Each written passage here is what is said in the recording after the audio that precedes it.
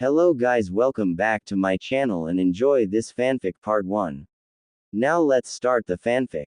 That's how long since Naruto had left on his training trip with the famous Jiraiya the Sannin. So far he hadn't learned anything useful from Jiraiya. Naruto had been expecting to learn a lot from him, but so far he had been disappointed. Though, it did give him a lot to think about his current self. Was he strong enough? Was he on his way to become the best ninja that he could be? Or was he just simply wasting his time? These were the thoughts that were crossing Naruto's mind as he and Jiraiya entered another village. Alright brat, work on your chakra control tonight while I check this city out, said Jiraiya while thinking, time to get more material for my next novel. But that's all I've been doing this entire month, protested Naruto. Isn't there anything else we can do? He asked. I'm your master and you're my student. Students are supposed to listen to their masters, countered Jiraiya.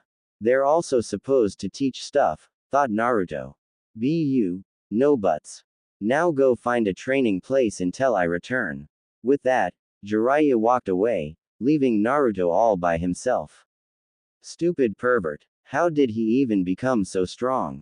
Thought Naruto as he walked on. At this rate, I'll never improve. Finally, he found a place in the forest to be appropriate. So he started to meditate, something he learned to do while having nothing to do. Soon he found himself in a familiar sewer with a familiar cage. So, what is it that you want this time, whelp? Asked the Kyuubi. Nothing. I just started to meditate and I came here. Why? Asked Naruto. It's simple. Right now you're feeling negative emotions, and I'm made up of negative emotions, so your subconscious brought you here, answered the Kyuubi. Then Naruto remembered his problem and started to get angry again. When the Kyuubi saw this, he laughed. What's the matter, whelp? I've never seen you this angry before, said the Kyuubi. It's that pervert that's supposed to be teaching me, began Naruto, but all he does is peep on women for that stupid book of his. I see. At this rate I'll never become Hokage. With that statement, Kyuubi began to roar with laughter. After a while, Naruto started to get angry. What the hell are you laughing at, you stupid fox?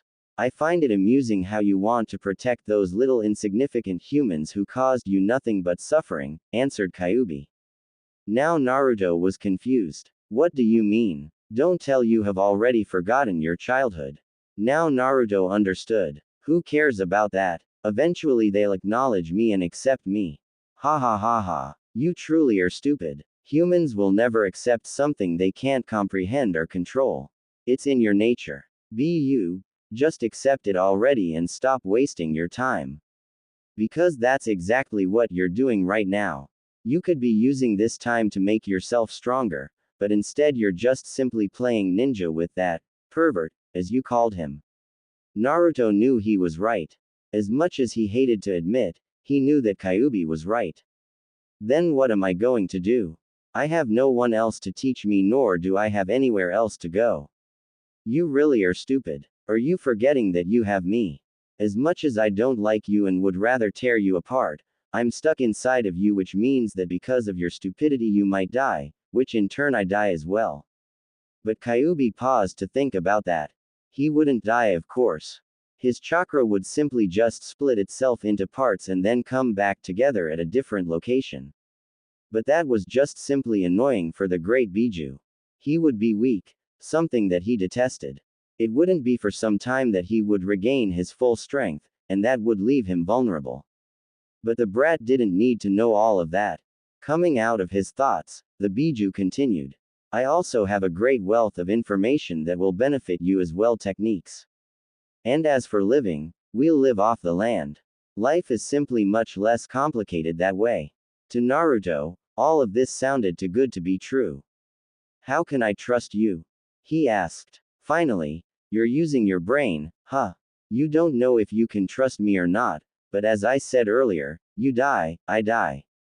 Besides, would you rather waste 3 years of your life simply doing nothing, or would you rather have a chance to become as strong as you can be and show those idiotic fools what they lost because of their feeble minds? Retorted Kyuubi with a dark sinister grin on his face. Naruto thought it over. What did he have to lose?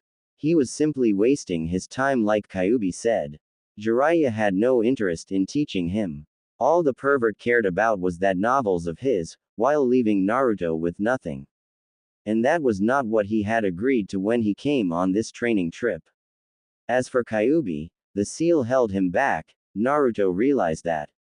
So as long as he didn't do something as stupid as to break the seal, he would be fine. So in the end, it was a good deal to the young blonde knucklehead ninja. Fine. I'm in, answered Naruto after a while. Kyuubi merely nodded, before giving him instructions as to how to ditch Jiraiya undetected. But Naruto was thinking of the good things that would come with this. Finally he would have a real teacher. A chance to become strong. If only he knew what would happen as a result of his decision. That's how long since Naruto had left his official training trip with Jiraiya and decided to do what Kyuubi had told him to do. Under Kyuubi's guidance, he covered his tracks well enough that not even Jiraiya would be able to find him. He'd also cut any connections with the toads in case Jiraiya tried to use them. How? He simply destroyed the contract that he had with the toads. Naruto was no longer able to summon them, but he didn't mind or cared. Naruto was also becoming stronger and felt himself getting stronger every day. He'd learned that he remembers everything that his shadow clones do when they dispel. Thanks to this, his chakra control has improved drastically. He's also improved his taijutsu. While not as great as Geir Lee, it improved to a decent level at the moment. He's also started to become interested in kenjutsu, but he still has a long way in that area. Where he has excelled the most out of all the ninja areas is at elemental training. He'd learned that his primary affinity is wind, with water being his second. Kyuubi was not surprised by this. The Uzumaki clan were all composed of all strong wind and water users, with a few lighting users, and even rare fire and earth users. Thanks to shadow clones, he'd managed to control his affinities at a high level, but was complete at the moment. He was getting there, but more work needed to be done. He'd also learned jutsus for both of his affinities. He'd also managed to do the Rasengan with one hand once his chakra control improved. He has been trying to add his affinity to the Rasengan, but for the moment, he still hasn't gotten it down yet. In all, he was at a high Chunin to low Junin level right now. He also learned something crucial in the past 5 months. His old teacher's ed. That was it, plain and simple. Kakashi most of all. At least Jiraiya had taught him the Rasengan and how to summon, but all Kakashi taught him was the tree climbing exercise. But all that was over with now. All Naruto cared about right now was to get stronger, and he was getting there, Naruto realized. Little by little and with hard work, but he was getting there. Kyuubi was pleased at the moment. His container has improved faster than he had anticipated. He figured that it had something to do with his heritage to the Uzumaki clan. But most of all his connection to that damn Yondaime Hokage who had sealed him yet again. Better not think about it right now, thought Kyuubi, shaking his head to clear away those thoughts. Soon another being joined him, and he didn't look too happy at the moment. TCH. Something the matter. You're helping him. And, never thought you would do it. Especially since he's the son of the second man you hate the most in this world. Hehehehe. It's better this way. Soon that Madara will come back and try to capture me again. I prefer to be controlled by the brat rather than Madara. We both know that he's not strong enough to defeat you. Yet, soon he will be. In time and with proper teaching, he can become strong enough to rival even Madara himself. He's also going to find out about you soon, you know. And he can't get rid of me, no matter what he tries to do. Even if he defeats me, which is highly unlikely, his darkness within his heart will always remain, which means that I will always exist as a result. You have Konoha to thank for that. They're fools. Though I guess I should be grateful to them because, if they hadn't been the idiots that they are, I would never have been born in the first place. Indeed. For now, I'll just simply keep watching my other self's progress. Then, When the time is right, I'll reveal myself to him. As you wish. With that, dark Naruto receded back deeper into Naruto's mind until he would meet his other self. And dark Naruto couldn't wait for that to happen. I'm so dead, thought Jiraiya. Where did that brat go? Indeed. It has been 5 months since Jiraiya lost Naruto. At first, he simply thought that the hyperactive blonde was just simply training, but after the 4th day of him not returning to the hotel where they had supposed to have had stayed in or just simply not returning to the town itself, he went to look for him. But he found no trace of him. Who knew that the brat was so good at stealth? If only he knew that Naruto had outrun the Anbu and had managed to hide from them after pulling his famous pranks. If only. Back to his current problem. He had tried to look through using the Toad contract as well, but that didn't work either. Why? Somehow the brat had been able to release himself from the contract with the Toads. And that saddened Jiraiya a lot more than anyone could have thought. And now, he had no way of knowing where Naruto was. Jiraiya was simply using the old method of searching people, seeing no other alternatives. And that was to ask random people if they had seen Naruto. Oh, use his spy network as well. But so far, even that had been useless. If I don't find him soon, Tsunade's gonna kill me. Oh yes, Jiraiya could only imagine what Tsunade would do to him if she found out that he lost the person who she thought of as a son. Damn it. Boom. Yes. Finally he'd managed to add his wind affinity to the Rasengan. It wasn't complete yet, obviously, seeing as it drained him from more of his chakra than it should, but he was definitely improving at least. Naruto grinned to himself. He never thought he'd be able to be this strong all by himself. He thought he was a failure, but it just proved that Konoha was not good to him at all. Enough about that place. Back to training, he thought to himself. With that, he went back to perfecting the new jutsu that he had just learned. If only he knew that this was only the beginning of the many changes that would take place in his life. But for now, Naruto knew that he'd made the right choice of following Kyuubi's idea. While all of this was happening, Kyuubi just grinned and thought to himself, this is the greatest revenge I could possibly think of for you Yondaime. Your son hating the village that you oh so honorably protected. He might not hate the village right now, but soon he will, especially when he learns of all the things that were kept from him and merge with his other self. With that, he went back to watching his container train, making himself stronger. He was gonna need it for the things to come. So basically what you're saying is that learning seals can be useful. Exactly. How? Look at me. I was defeated because of seals. Alright. You've proven your point. The only problem is that I don't think I have the patience to do them. Well, learn how to. You already know how to meditate. Just think of it like that. Besides, it won't be too hard. Seal making is in your blood. What do you mean by that?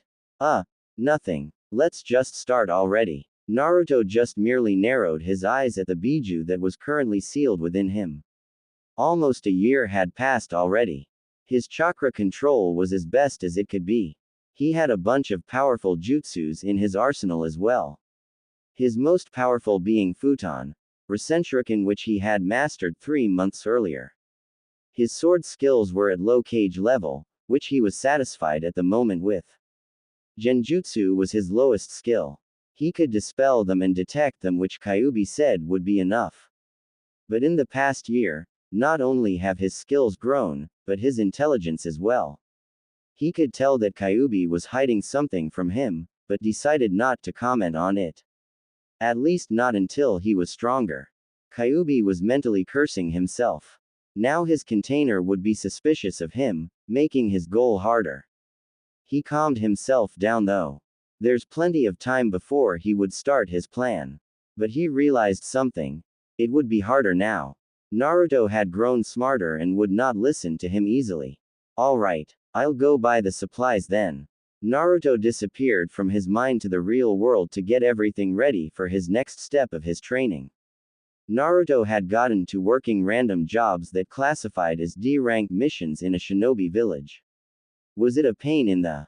Definitely, but money was necessary for some things such as clothing and training supplies, so he survived through them. Right after he left, another being took his place. You just made your first mistake. Shut up. You don't think I don't know that. Don't take it out on me. Besides, I think you're stupid in trying to deceive him. Just tell him everything. He's not the same idiot as before, something that I'm grateful for. He's not just going to forgive them like before. I'm pretty sure of it. After all, I am him. Kyuubi thought about it. It was true. Naruto had definitely changed in the past year. He was no longer the same blonde knucklehead that he was when he started training. He was starting to mature in both mind and body. You're right. But why are you telling me this? Kyuubi narrowed his eyes at the dark entity. You want him to destroy the village, don't you? Ha ha ha ha. Don't make me laugh. I don't give a shit about that village. All I want is to be free and cause mayhem. Don't believe me? Well, I don't care. Soon, my other half and me will fight and see who has the right to freedom. You think you can defeat him? I know I can. After all, I am his darkness. And, in the little probability that I do lose, he's turning more and more like me every day, so it makes no difference at the end. Cube just merely watched as Dark Naruto disappeared. I wonder how this will turn out. You're saying he just vanished? Yes, Pain-sama. Pain just sighed at that. From what Zetsu was telling him, the Kyuubi Jinchuriki just vanished off the face of the earth. This will make their job a lot harder, all right. But the Kyuubi wasn't the only Biju that needed to be captured for their plan to work. Alright, Itachi, Kisame, here is your new target until Zetsu is able to find the Kyuubi. The two named criminals just simply paid attention. Well, one did, but Itachi was also processing this new information. It seems as if Naruto-kun is up to something. But what could that be? I'm sure Danzo will never allow something like the Kyuubi to slip out of his fingers. Unless he doesn't know yet, which means Jiraiya hasn't told anyone yet. Did Danzo not send his route to monitor them? It was a possible theory. After all, having someone like Jiraiya traveling with Naruto, it would be hard to keep tabs on Naruto without Jiraiya himself finding out about it. It seems as if this will be interesting, thought Itachi to himself. Will it be good? Well, it was too early for even Itachi to know the answer to that question. With that, he paid attention to his next assignment. Back in Rain, after the meeting among the Akatsuki members, a beautiful woman with blue hair and amber eyes wearing the standard Akatsuki uniform appeared next to the current path that Pain was using at the moment. And that path was Tendo, which was his most commonly used out of all the other paths. Pain, he's here. Next to her, a man appeared in a vortex. I hear you're having difficulties, he commented dryly. It's nothing that I can't handle, answered Pain without turning around to face the man. You better make sure it isn't. Even if you have the Rinnegan, you know that I know your weakness, said the man with a threatening undertone in his voice. Konan narrowed her eyes slightly at that. Hi, Madara-sama, simply replied Pain.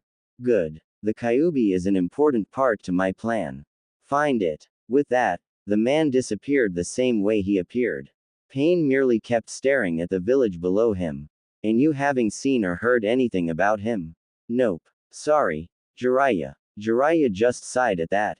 He's been checking all his contacts throughout the elemental nations to see if anybody had seen or heard anything about Naruto, but so far he has not had any luck. It's been a year already. I hope this hasn't gotten out yet. Not only that, but I'm going to have to face Tsunade soon. This really thought Jiraiya, crying mentally to himself before regaining his bearing. With that in mind, he went to check his next contact, all the while hoping that he can find Naruto as soon as possible. Is this information accurate? Yes, Danzo-sama. This is troubling, thought Danzo. There's no way we can lose the Kyuubi. Jiraiya, that idiot. Danzo had never approved of Jiraiya taking Naruto on that training trip. He knew the way Jiraiya was. The man was simply too irresponsible unless the situation called for it. But he was even more pissed at Tsunade for agreeing to the trip in the first place. And now this happens. If only Sarutobi had let me train the boy, Konoha would have a powerful weapon within its ranks, thought Danzo bitterly to himself. Nothing he could do about it now, except to find the boy and bring him back to Konoha. With that in mind, he refocused his attention back to the Anbu gathered in front of him. Perfect. So, he issued his order. Root. Find me Uzumaki Naruto and bring him back to me. Orochimaru-sama. What is it, Kabuto? Kabuto joined his master as he watched Sasuke on top of a small hill train down below. It seems as if Naruto-kun has disappeared, answered Kabuto, readjusting his glasses. Orochimaru finally turned to look at his right-hand man. Akatsuki. He simply said. Kabuto shook his head at that. No. It seems as if he left Jiraiya when they were on their training trip all of a sudden. And apparently he can't find him and neither can Akatsuki, further added Kabuto. Orochimaru just listened to all of this. After a while, he laughed as his long tongue came out of his mouth. It seems as if Naruto-kun is more skilled than I thought if he can even evade my idiot of a teammate, praised Orochimaru. Well, sort of. Indeed. What are we going to do, Orochimaru-sama? Asked Kabuto. Nothing. This will keep Akatsuki busy while I train Sasuke-kun and get him ready for me to possess his body, answered Orochimaru with a wave of his hand. As you wish, Orochimaru-sama, replied Kabuto with a bow. With that, Kabuto left to his other duties. Orochimaru thought of the new development as he turned back to oversee Sasuke's training. Naruto was up to something, if only he knew what. Could the boy have found out what happened with his clan? No, that wasn't possible. No one knew of that, save himself and the mastermind behind Akatsuki. Everyone else that did was already dead. Never mind with that. Soon I'll have Sasuke-kun's body and his Sharingan. And when that happens, Konoha will burn to the ground. Thought Orochimaru with glee. So this is the basics of seal making. That's right. Huh. This is easier than I thought it would be. Kyuubi just shook his head at that. He then thought back to what Dark Naruto told him. Now was the time to make his decision. Would he tell Naruto everything and hope he would hate his father afterwards? Or wait until later when it might be worst, when the brat was already getting suspicious of him? A tough choice indeed. What to do? After a while, he made his decision. Naruto. The blonde looked up from his current seal that he was working on when his name was called. Of course it was just one of the basic ones, but you had to start somewhere. Kyuubi looked at his young container straight in the eyes. It's time you knew of your heritage. My heritage? Naruto asked in wonder. This was the question he had always asked himself. Who were his parents? Did they abandon him? Where did he come from? The Sandaime always said he never knew. Now, though, Naruto was starting to believe he was lying. No, he was definitely lying. After all, he was the Hokage. He knew everything that happened in the village, well, legal matters at least. Knowing who his parents were was a simple matter compared to some other things. Unless his parents were some sort of high-ranking criminals, which was highly unlikely. Wasn't it? Yes. The Kyuubi paused for a second after that. How should he start? With his mother, or his father? After a few more seconds of contemplating the matter, the Biju made up his mind. Let's start with your mother, shall we? This would be better than starting with the worst one. At least his mother didn't do anything that affected her son's life for the rest of his life. Naruto held his breath. Finally he would get his answers to the thing he wanted to know the most in the world, or so he thought. The name of your mother is Uzumaki Kushina. Uzumaki. Naruto thought. The first thing you need to know is that she was my previous host. What? Naruto interrupted in a scream. What the hell? His mother was a Jinchuriki as well. But not any kind of Jinchuriki, but the Jinchuriki of the Kyuubi. Again? What the hell? Yes, and do not interrupt me again, or I won't tell you anything else, Kyuubi said while he glared at Naruto. Naruto took a breath in to calm himself down. Calm down, Naruto. Just ask him anything you want after he's finished telling you everything. This was way too important for him to just simply not get any answers because of his impatience. When Kyubi saw that his container had calmed down, he began again. As I was saying, your mother was my previous container. You see, she had special chakra that could hold back my own perfectly. That's the reason why she was brought to Konoha in the first place from her home, which is by default your home as well. The place where the Uzumaki clan is from Whirlpool. Naruto's head was spinning at the moment with just this little bit of information. Uzumaki clan. He had a clan. He had always thought he was from some civilian family, and that the Yondaime Hokage had only picked him because he just happened to be born in the day that Kyubi attacked the village. But it would seem that he was wrong all along. His mother was a shinobi. An important shinobi at that, and probably a strong one as well. And she also came from an important and powerful clan as well. If only he knew that this was just the beginning of the things that he was going to learn. Suddenly, Kyubi began to chuckle. It's kinda of ironic that so far, all of my containers have been Uzumakis. At Naruto's confused expression, he elaborated some more. My first container was Uzumaki Mito, the wife of the Shadaime Hokage. Naruto's eyes widened at that yet again. All of Kyubi's containers were Uzumakis. To him, his clan was beginning to seem more important the more he learned about things, and this was just simply one aspect of things. Anyway, the Uzumakis were an extremely powerful clan. Way I told you that seal making was in your blood, it was because they were extremely powerful seal makers, which was their main skill. You learning so quickly is proof enough of that. They were also powerful water and wind users, very skilled sword users, and had very high stamina. Naruto was amazed at all of this, but who wouldn't be? His clan was amazing. It would seem that Sasuke wasn't the only one who came from a powerful clan after all. The Uzumakis are also descendants from the Senju clan. Another reason added to the list right there, even though Naruto would admit that he didn't know too much about the Senju clan except for the fact that they created Konoha. They split up from the Senju because they were tired of the fighting between the Senju and the Uchiha. The Senju and the Uchiha have always had a rivalry between each other. I don't know why they did, and I really don't care about it either. Kyubi lied when he said that. Of course he knew that it was because that they were the descendants of the two sons of the Sage of Six Paths who hated each other after the Sage of Six Paths died. Well, the older son did anyways. The younger one simply defended himself. But that would be saved for a later date. Basically, they split up from the Senju to get away from all the fighting and settled in an island, which they named Whirlpool or Uzu. With the help of seals, they were able to form a complicated defense of whirlpools, and several defensive barriers which no one could get in unnoticed. They also became like the middle way between the Senju and the Uchiha. After a while, hidden villages began to form as you know them today.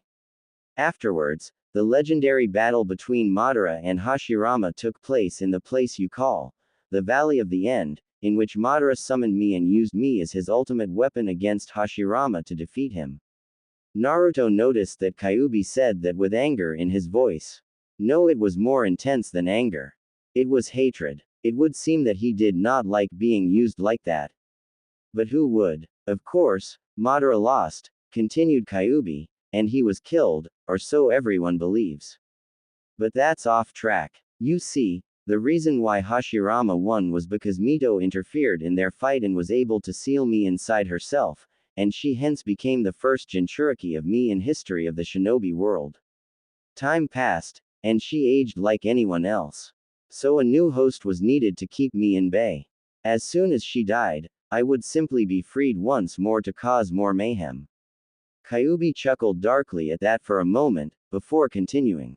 But that's where your mother comes into all of this.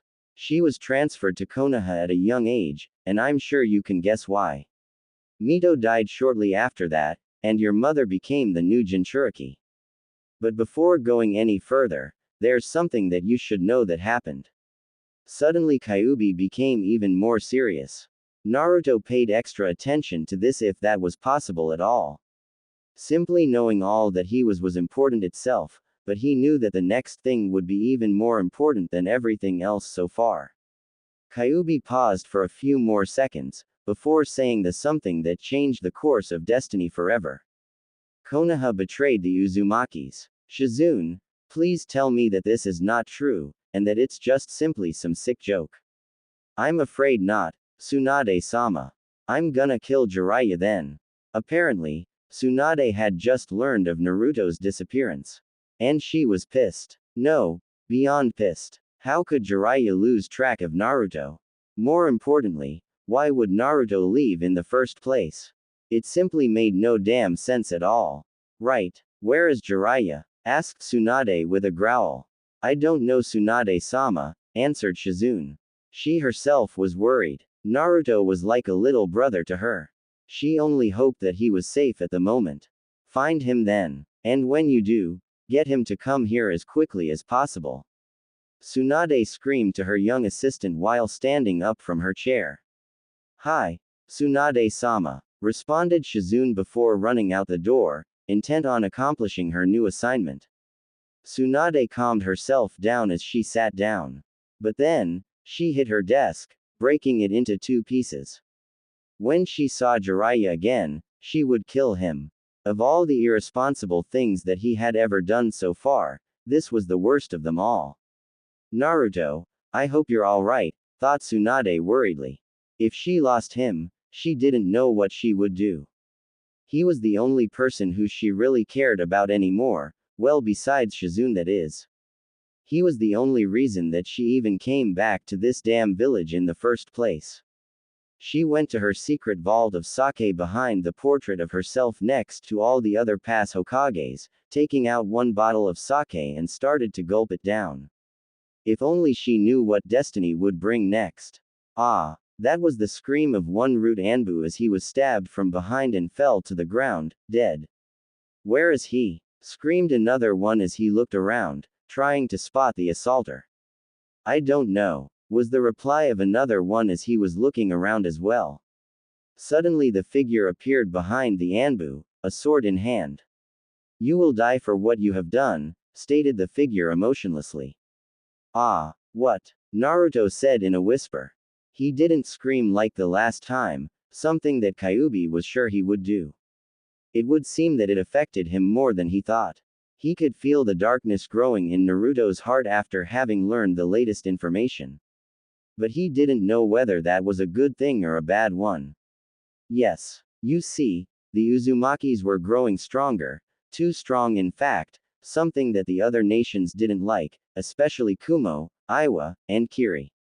So, they combined their forces and attacked Whirlpool. The clan was wiped out, but not before they brought about half of their forces down with them as well. Your mother was lucky, brat. It had only been a few days after she had left that the attack on Uzu had begun. If she had been, she would have most likely been killed as well. But how did Konoha betray the Uzumakis, you ask? That's simple. They were in an alliance with Uzu in which they would help each other if one was attacked in their own territory and by an enemy more powerful. The Uzumakis kept their part of the bargain the whole time. However, Konoha did not.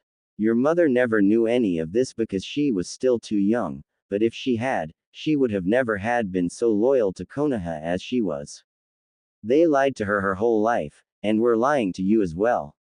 Naruto listened to everything. He couldn't believe all of this.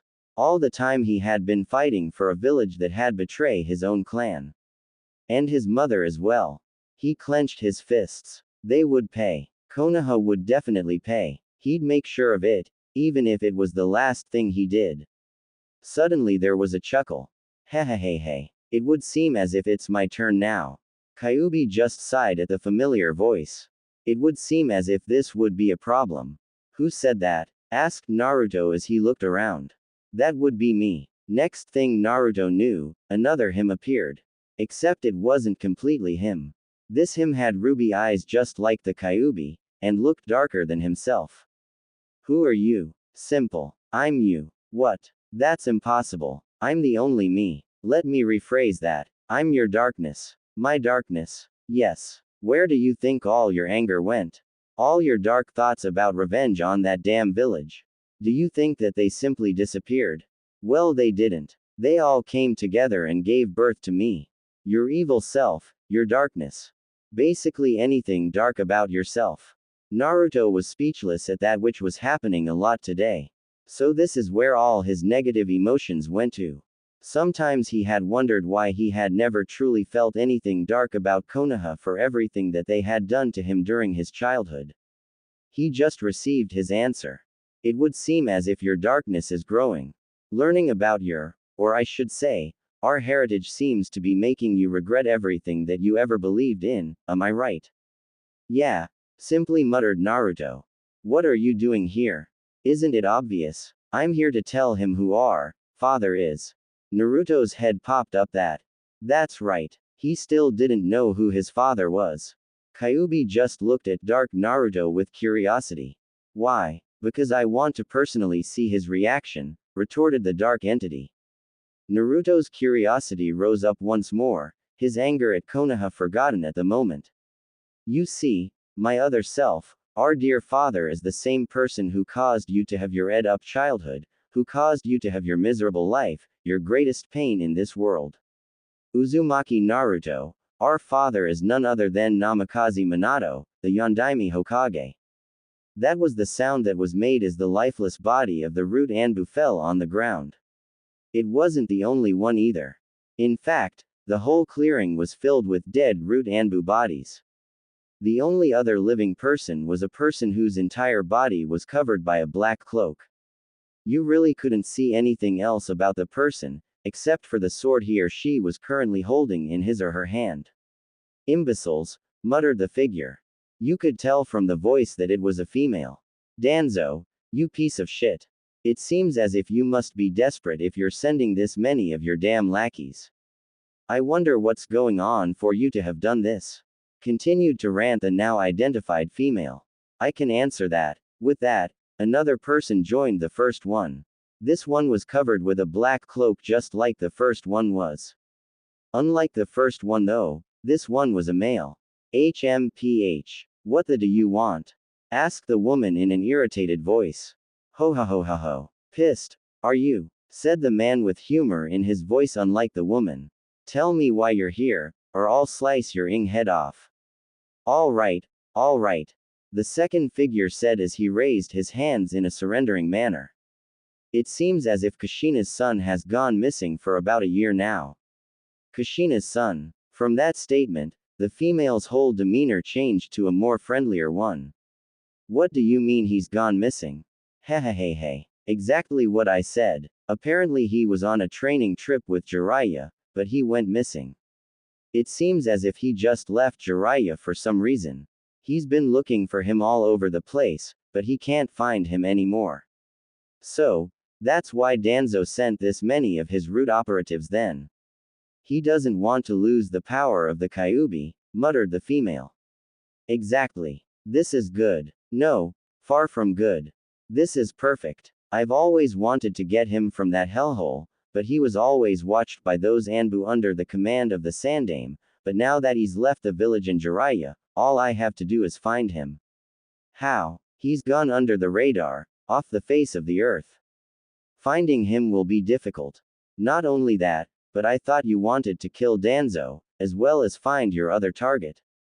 Asked the male. They can wait for now. I might never have another opportunity like this. I'll find Naruto-kun and keep him safe. That's a promise. With that, the female left the clearing, intent on finding her new objective as fast as possible. My, muttered the male. She seems enthusiastic. I better watch her back, just in case. With that, he too, left the clearing, following his companion. Kyuubi didn't know what he wanted to do the most right now. He could either just let Dark Naruto continue, or he could try to strangle him. But then Kyuubi thought about the second one. There was no way he could strangle Dark Naruto because he was trapped behind the cage that was held closed by the seal of the Yondaime. Not only that, but his claws were too big to fit through the opening between the bars of the cage in the first place. So he couldn't hurt, or kill Dark Naruto. That just plain Ed. If he ever met the Yondaime again in the afterlife, if he ever died that is, he would tear him to pieces for making him unable to kill someone when he wanted to. But enough about that. Let's get back to the conversation. What? Naruto said at a loss of words. You heard me. Your father is none other than Namikaze Minato, the Yondaime Hokage, or the man who made your life a living hell. Any of those will do, but personally, I prefer the last one. Naruto didn't know what to say to that. When he was just a little kid, he had always looked up to the Yondaime, but now that he knew that he was his father, he didn't know what to feel about him. His own father was responsible for the life that he had, and it wasn't a good one. I can tell that you're pretty confused right now.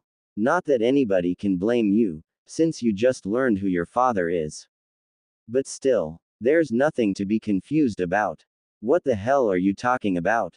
I just learned that the Yondaime, the guy who sealed the Kyuubi inside of me, who caused me to have my ed-up childhood, is my father. Yeah, there's nothing to be confused about, yelled Naruto as he waved his arms around to emphasize his point. Exactly. Glad to know that you see my point. Dark Naruto said as he grinned from ear to ear. Naruto just simply screamed to vent out his frustration. But it was a scream full of anger, powerful enough, since he was inside his mind, to send Dark Naruto to his knees from the shockwave. Kyuubi just covered his ears. The scream lasted for a few more seconds, then Naruto calmed down a little. Feeling better? Asked Dark Naruto as he got up. No, I just want to rip something apart right now. Ha ha ha ha. That's how I feel all the time. Would you just shut the up? Calm yourself down. Dark Naruto suddenly turned serious. It wouldn't do anybody any good if you let your anger take control of you and as a result, die. You don't want to turn like the Uchiha, do you? Naruto took deep breaths in, trying to control his anger. Dark Naruto was right. Letting anger control you was certainly a foolish thing. Good. Now nothing. I wasn't done yet. Who gives a shit? There's nothing else he needs to know at the moment. Dark Naruto turned to his other self. What are you going to do now, my other self? Konoha, muttered Naruto. I once thought of that place as my home. I thought I had a bunch of friends there. I thought that with enough time, they would come to recognize me. And now, said Naruto as his eyes turned crimson, just like the Kyuubi, all I want to see is that place destroyed. They betrayed my clan, my mother, and me. My father, he said the title with disgust, made my life a living hell, all to protect those useless pieces of shit. I'm making a promise right now that I won't stop until they pay for all they did. I'm going to become strong enough to avenge my clan. That's a promise. Dark Naruto just grinned, feeling Naruto's darkness within his heart increasing, making his power increase as well. It was better than he had ever expected. Kyuubi just simply silently watched all of this, while thinking, it seems as if Konoha has its days numbered. Well, Yondaime, in the end your novel sacrifice was in vain, because Konoha is going to be destroyed by the last person that you would have ever suspected, your son. What do you have to say for yourself? Please, have mercy. Wrong answer. Jiraiya just screamed in a high pitch as he was pounded into the ground by Tsunade. You see, Jiraiya had just arrived to Konoha after he was told by a squad of Anbu that Tsunade had ordered him to return to the village immediately. Jiraiya was shit scared all the way back to Konoha. He suspected that Tsunade had learned that he lost Naruto. Why else would she have ordered him to return? Unless some other problem had arisen, which he doubted. His fears were confirmed the second he stepped into her office as he was beat senseless by his teammate, asking him where Naruto was. It was a fact that he had no idea where the brat was. He searched everywhere, all his contacts, but no one had heard or seen him. Not only that, but he had cut off all ties with the Toad somehow, something that hurt him. He thought that someday Naruto would become the next holder of the Toad summoning contract, just like Minato, but it would seem as if it would never happen now. Unless he brought the brat back, and things returned to where they used to be, but that seemed like an impossible outcome. After a few more minutes of Jiraiya getting beat the crap out of him, Tsunade calmed down enough to talk to him. Jiraiya, you better hope he's alright, or else I will kill you. You hear me? She said dangerously. Jiraiya just nodded, understanding her anger. He had messed up this time, big time alright. There was no one he could blame for this. It was all him. Good. Now get out of my office before I start beating you again. Jiraiya quickly left, thankful that it hadn't been worse than it had been. Tsunade sighed as she made to sit down. She would have to tell all of Naruto's friends what had happened. She only hoped that they would take it well, especially Sakura. After all of her teammates were now gone. Uchiha Sasuke just sighed as he walked back to his room in the base that he, Orochimaru, Kabuto, and many other sound shinobi currently were residing in. Today, the training had been brutal, but he wasn't complaining. As long as he got the strength to kill Itachi, he didn't care about anything else. But currently, something else was occupying his mind. That was his old teammate Naruto. Dobi, what are you up to? You see, Sasuke had just found out that Naruto had managed to sneak out from his training trip with Jiraiya undetected from Orochimaru and Kabuto. But it didn't make sense to him. Why would he leave? Naruto's dream was to become strong enough so that he could become Hokage, and what better way to do it from a Sannin? Right. He reached the door to his room, opened it, closed it, and went to get some rest for tomorrow's training, all the time not thinking what the future would bring next. The two figures were currently traveling at high speed through the Land of Fire's forest. Would you slow down? Screamed the male. If you can't keep up, then don't even try to follow me, 'cause I'm not slowing down. Yelled back the female. Here I am, trying to help her, and what do I get? Screaming. That's what, complained the male. The female just ignored him, focusing on finding the last location in which Naruto was seen at. Honestly, that Jiraiya, how could he let a genin leave undetected just like that? Then again, this is Jiraiya I'm talking about. He was probably distracted by some random woman. And Naruto-kun, to think he managed to pull it off, I'm so proud of him. Thought the female. Hey, you mind telling me why you're trying to find this kid? I mean, I know he's Kushina's son, but still, asked the male. The female just looked back at him. I'm trying to help him because I wasn't able to do so when he was younger. I know I should have tried harder, but certain circumstances made it impossible, and you know very well what those were. Now I'm trying to correct my mistake, any way possible, and no one is going to stop me. With that, she turned back, looking forward. I see. And, you wouldn't have alternative motives for doing this, am I right? The male asked as he wiggled his eyebrows showing what he meant. The female's eyebrows twitched. If you ever say that again, I'll rip your balls off. Am I clear? Crystal. Good. The male simply shook his head silently. Of course he knew a lot about Uzumaki Naruto. A lot more than his partner did, but she didn't even know that. And he wasn't going to tell her either. But the male realized something, this could be the beginning of everything that he had been told. Of course, many other things had to happen before he absolutely believed that. But this was a start. Uzumaki Naruto, thought the male, let's see if you really are the person that I was told about. That was the scream of one fat man named Dan Hoshi. Hoshi was one of the most wanted men of the elemental nations for kidnapping women and selling them into slavery in his corporation. He was one of the most richest men in the world, had hundreds, maybe thousands, of women at his disposal for personal use, had his personal army of mercenaries, even a few rogue shinobi among them, and was one of the fattest men in the world, thanks to all the money that he had. But right now, none of that matter for shit.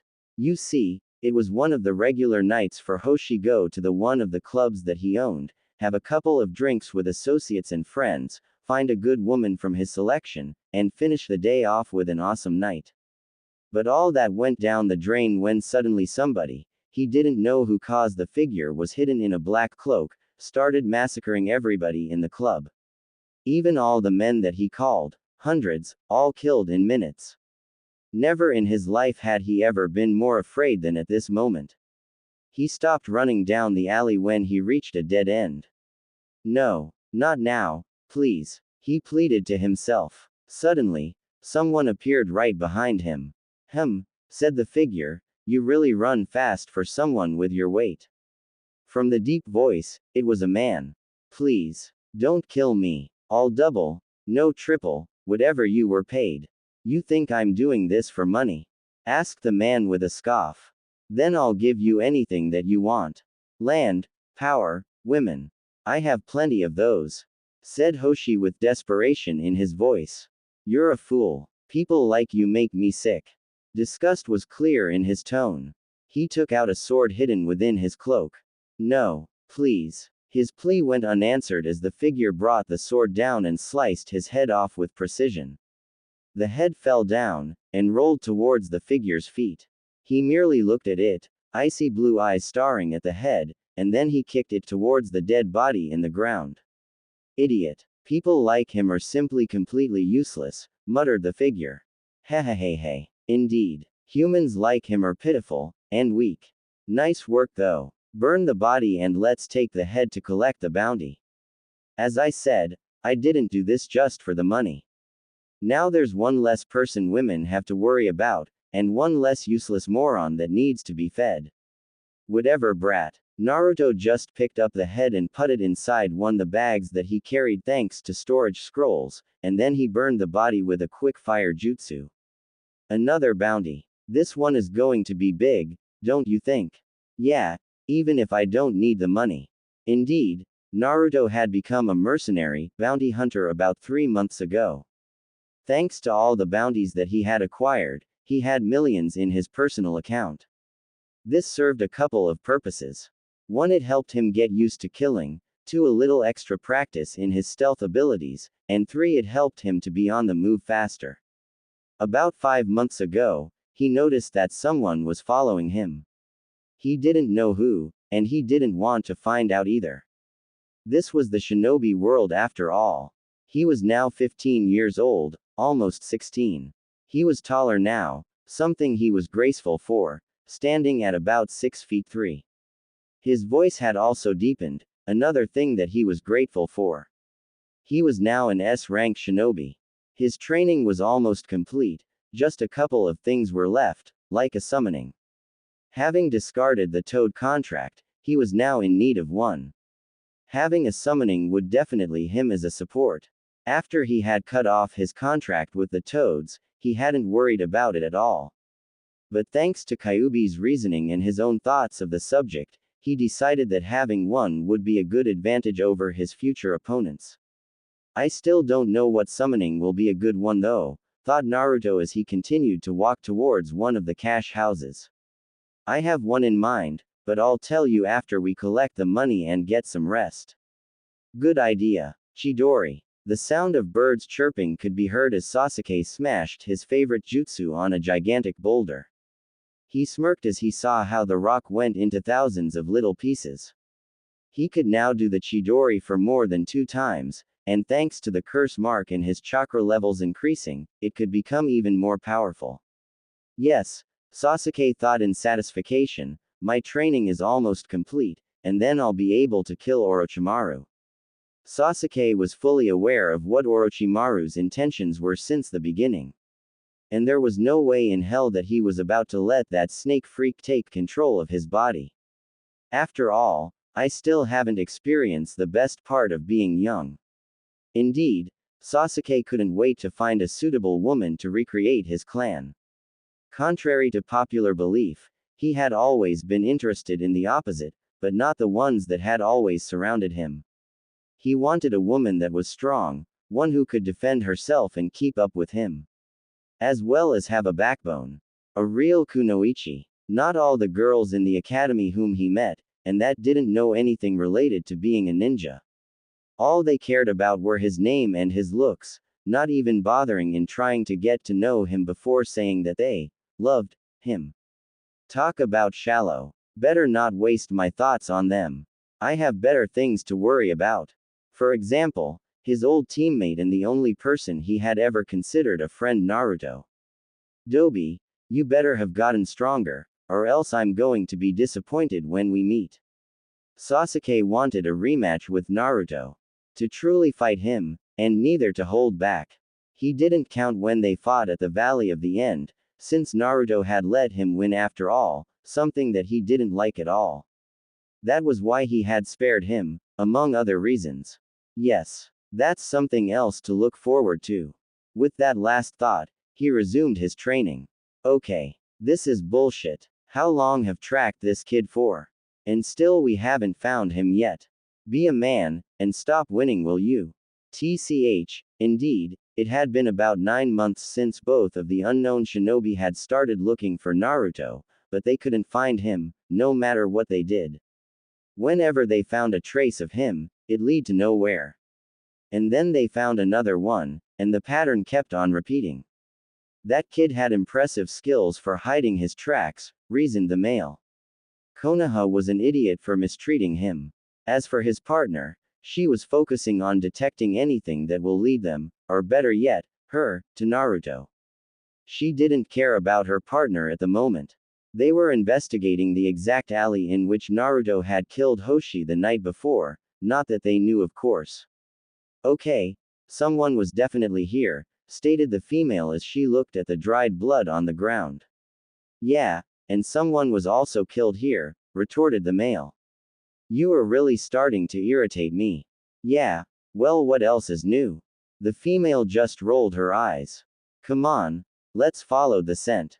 With that, they moved on, street from street and then out to the outskirts of the village until they came into a building that they both recognized instantly, and it also surprised them both greatly. One of those cash houses, where bounties are collected, stated the male with surprise present in his voice. Yeah, the female didn't say anything else, but her mind was working overtime. If he was here, it could only mean one thing: he was collecting a bounty. Which means that he's become a bounty hunter, and the blood we saw earlier in that alley was of his last target. Interesting. I would never have thought that you had it in you, Naruto-kun. Once again, you amaze me. With that in mind, she moved toward the building, and her companion had no choice but to follow her. Hey, I would never have thought that that kid could kill in cold blood. I wonder what else has changed, muttered the male, coming to the same conclusion as his partner as to why they were here. It seems as if he's finally growing up, responded the female. Maybe, muttered the male, although he had to agree. The two of them reached the door, and the female knocked on the door, and some creepy guy with one eye opened it halfway. Can I help you? He said in a hard voice. Yes, we're looking for someone. We believe he came this way. Can you help us identify him? Said the female in a cheerful voice. No, now leave. With that, the man slammed the door, leaving an irritated woman on the other side. Ha ha ha ha ha. It seems you lost your feminism. It would seem as if age is catching up to you. That's it. With that comment from her partner, the female kicked the door open, finding a shocked man on the other side. But that wasn't the only thing. It would seem as if he was about to have intercourse with a young lady about 16 years old. The male whistled. Hey, now we know why he was so hasty. I take back my comment about you being old. The female didn't pay attention to him. Rather, she suddenly appeared on the other side of the room with the man on her hold, choking him, her sword pointed at what made him a man. Now that wasn't very nice, was it? Didn't your mother ever tell you that it's not nice to slam doors at women when they want something? Her companion was laughing his head off in the background. Now, if you don't want to lose your friend, I suggest you tell us who we're looking for. TCH. Fine, I'll tell you what you want. Just promise to leave afterwards, agreed the old man reluctantly, seeing no other way to save his precious jewel. Now we're talking. Sakura couldn't believe what had happened in the last 2 years. They were gone. Her teammates, both of them, were gone. Why? That was the only thing that she could ask herself. Why would they leave her behind?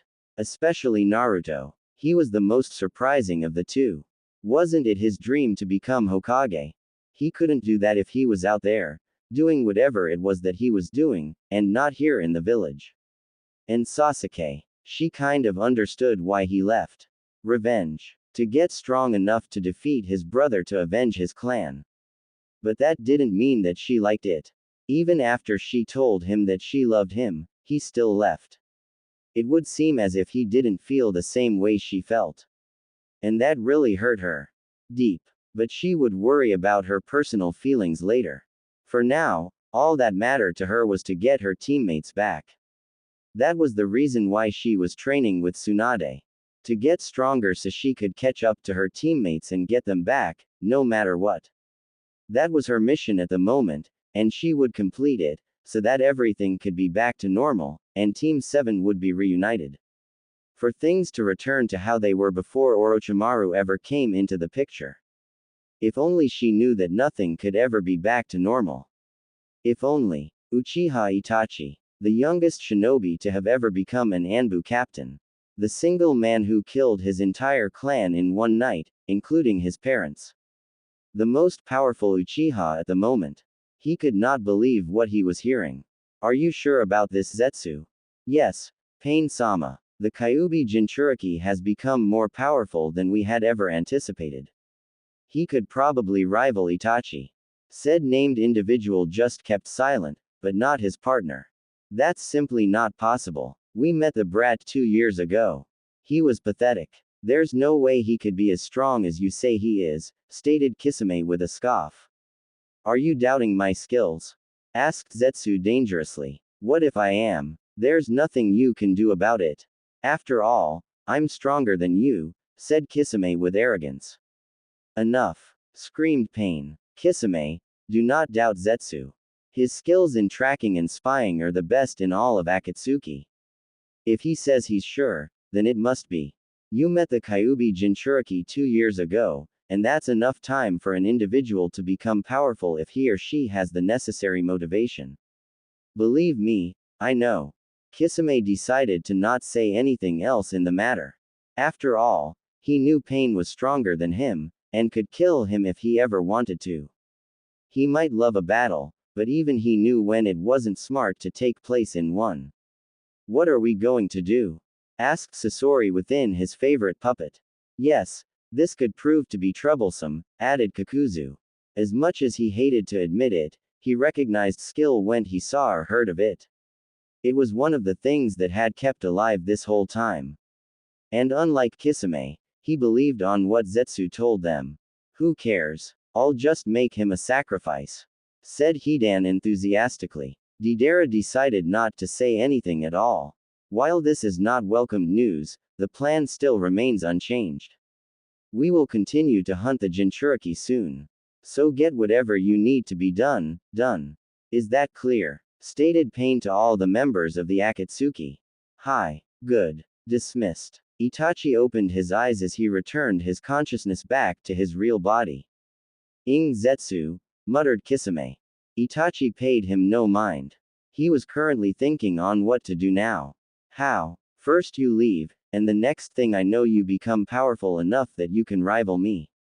You are full of surprises, Naruto-kun. So this contract is really powerful. Yes, it is. Currently Naruto was in his mind discussing what summoning contract he should get. And Kyuubi really had a good one in mind. Dragons, muttered Naruto. The dragon summoning contract. The most powerful summonings out there. No one had ever been able to obtain in thousands of years, or so the rumors went. It was rumored that the last summoner for them was at the time of the Sage of Six Paths. No one knew what the test was to be able to be a summoner for them, because all the hopeful souls that went to try to be the new summoner, never returned. Talk about a mystery. Why use summons? Just blow everything up. No. There might come a time when I'll probably need them. It would be better to be prepared, retorted Naruto. Hey, you're finally using your brain and thinking ahead, huh? I gotta say, I'm impressed. But you'll have to be careful. We don't know what kinda test they're gonna give you. He said the last part seriously, and Naruto had to agree with him. He'll have to be careful. He couldn't just rush in, or it'll probably be the end of him. Alright, then, Kyubi. Where's the contract located? Kyubi grinned to himself. This would be the last test before he could decide whether Naruto was worthy or not. I hate walking. Don't you do anything else besides whine? Don't you do anything else besides bitch? Seriously, you need to get laid. It will relieve you of all your stress. Do you want me to cut your balls off? The male just shrank back. That's what I thought. Crazy bitch. What was that? Nothing. Nothing. The unusual duo just continued walking down the road, something the male could not stand. Why aren't we tree hopping? I mean, we can do that. If we do, it'll alert him that we're coming. I think that he already knows that. Yeah, he probably does. But we'll catch him at some point. I know. How? The female grinned to herself. Call it a woman's intuition. Yugito really didn't have a problem with Samui, since she was normal, and she could actually have a regular conversation with her, but the rest. You get the idea. The rakeage, sighed. I understand where you're coming from. Ignoring the cry of outrage from Karui, he continued. But they're the best team in all of Kumo. It will be better if someone you knew had your back, since, even if you don't want to admit it, you're actually friends with them. Whoever managed to get inside our country halfway undetected must not be dealt with lightly. Again, Yugito sighed. I understand. Nodded. Good. Now here are the details. This is was the thought of Yugito. If only she knew how much this mission would change her life. What do you mean they're all dead? Screamed Danzo. Exactly that, sir. All 3 squads were killed with extreme precision, said one Root Anbu. Danzo leaned back in his chair, frustrated. Who did it? Was it Uzumaki Naruto? The Anbu shook his head. We don't know. Well then find out. Hi. With that the Anbu left. Danzo tried to calm himself down. It wasn't easy, considering the fact that he lost 3 squads of 8 like that when he didn't have that many subordinates thanks to Sarutobi canceling his program. Who could have done this? Thought Danzo. Who indeed? How long? Asked a raspy voice. Just a day left, Orochimaru-sama. You have been putting the soul transfer off for too long, answered Kabuto.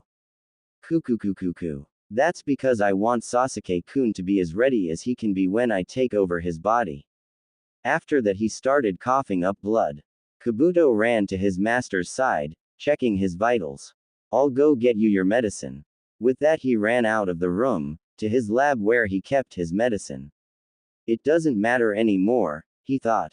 All I can do is lessen the pain. He's gonna have to transfer bodies today. I wonder how Sasuke-kun will take the news.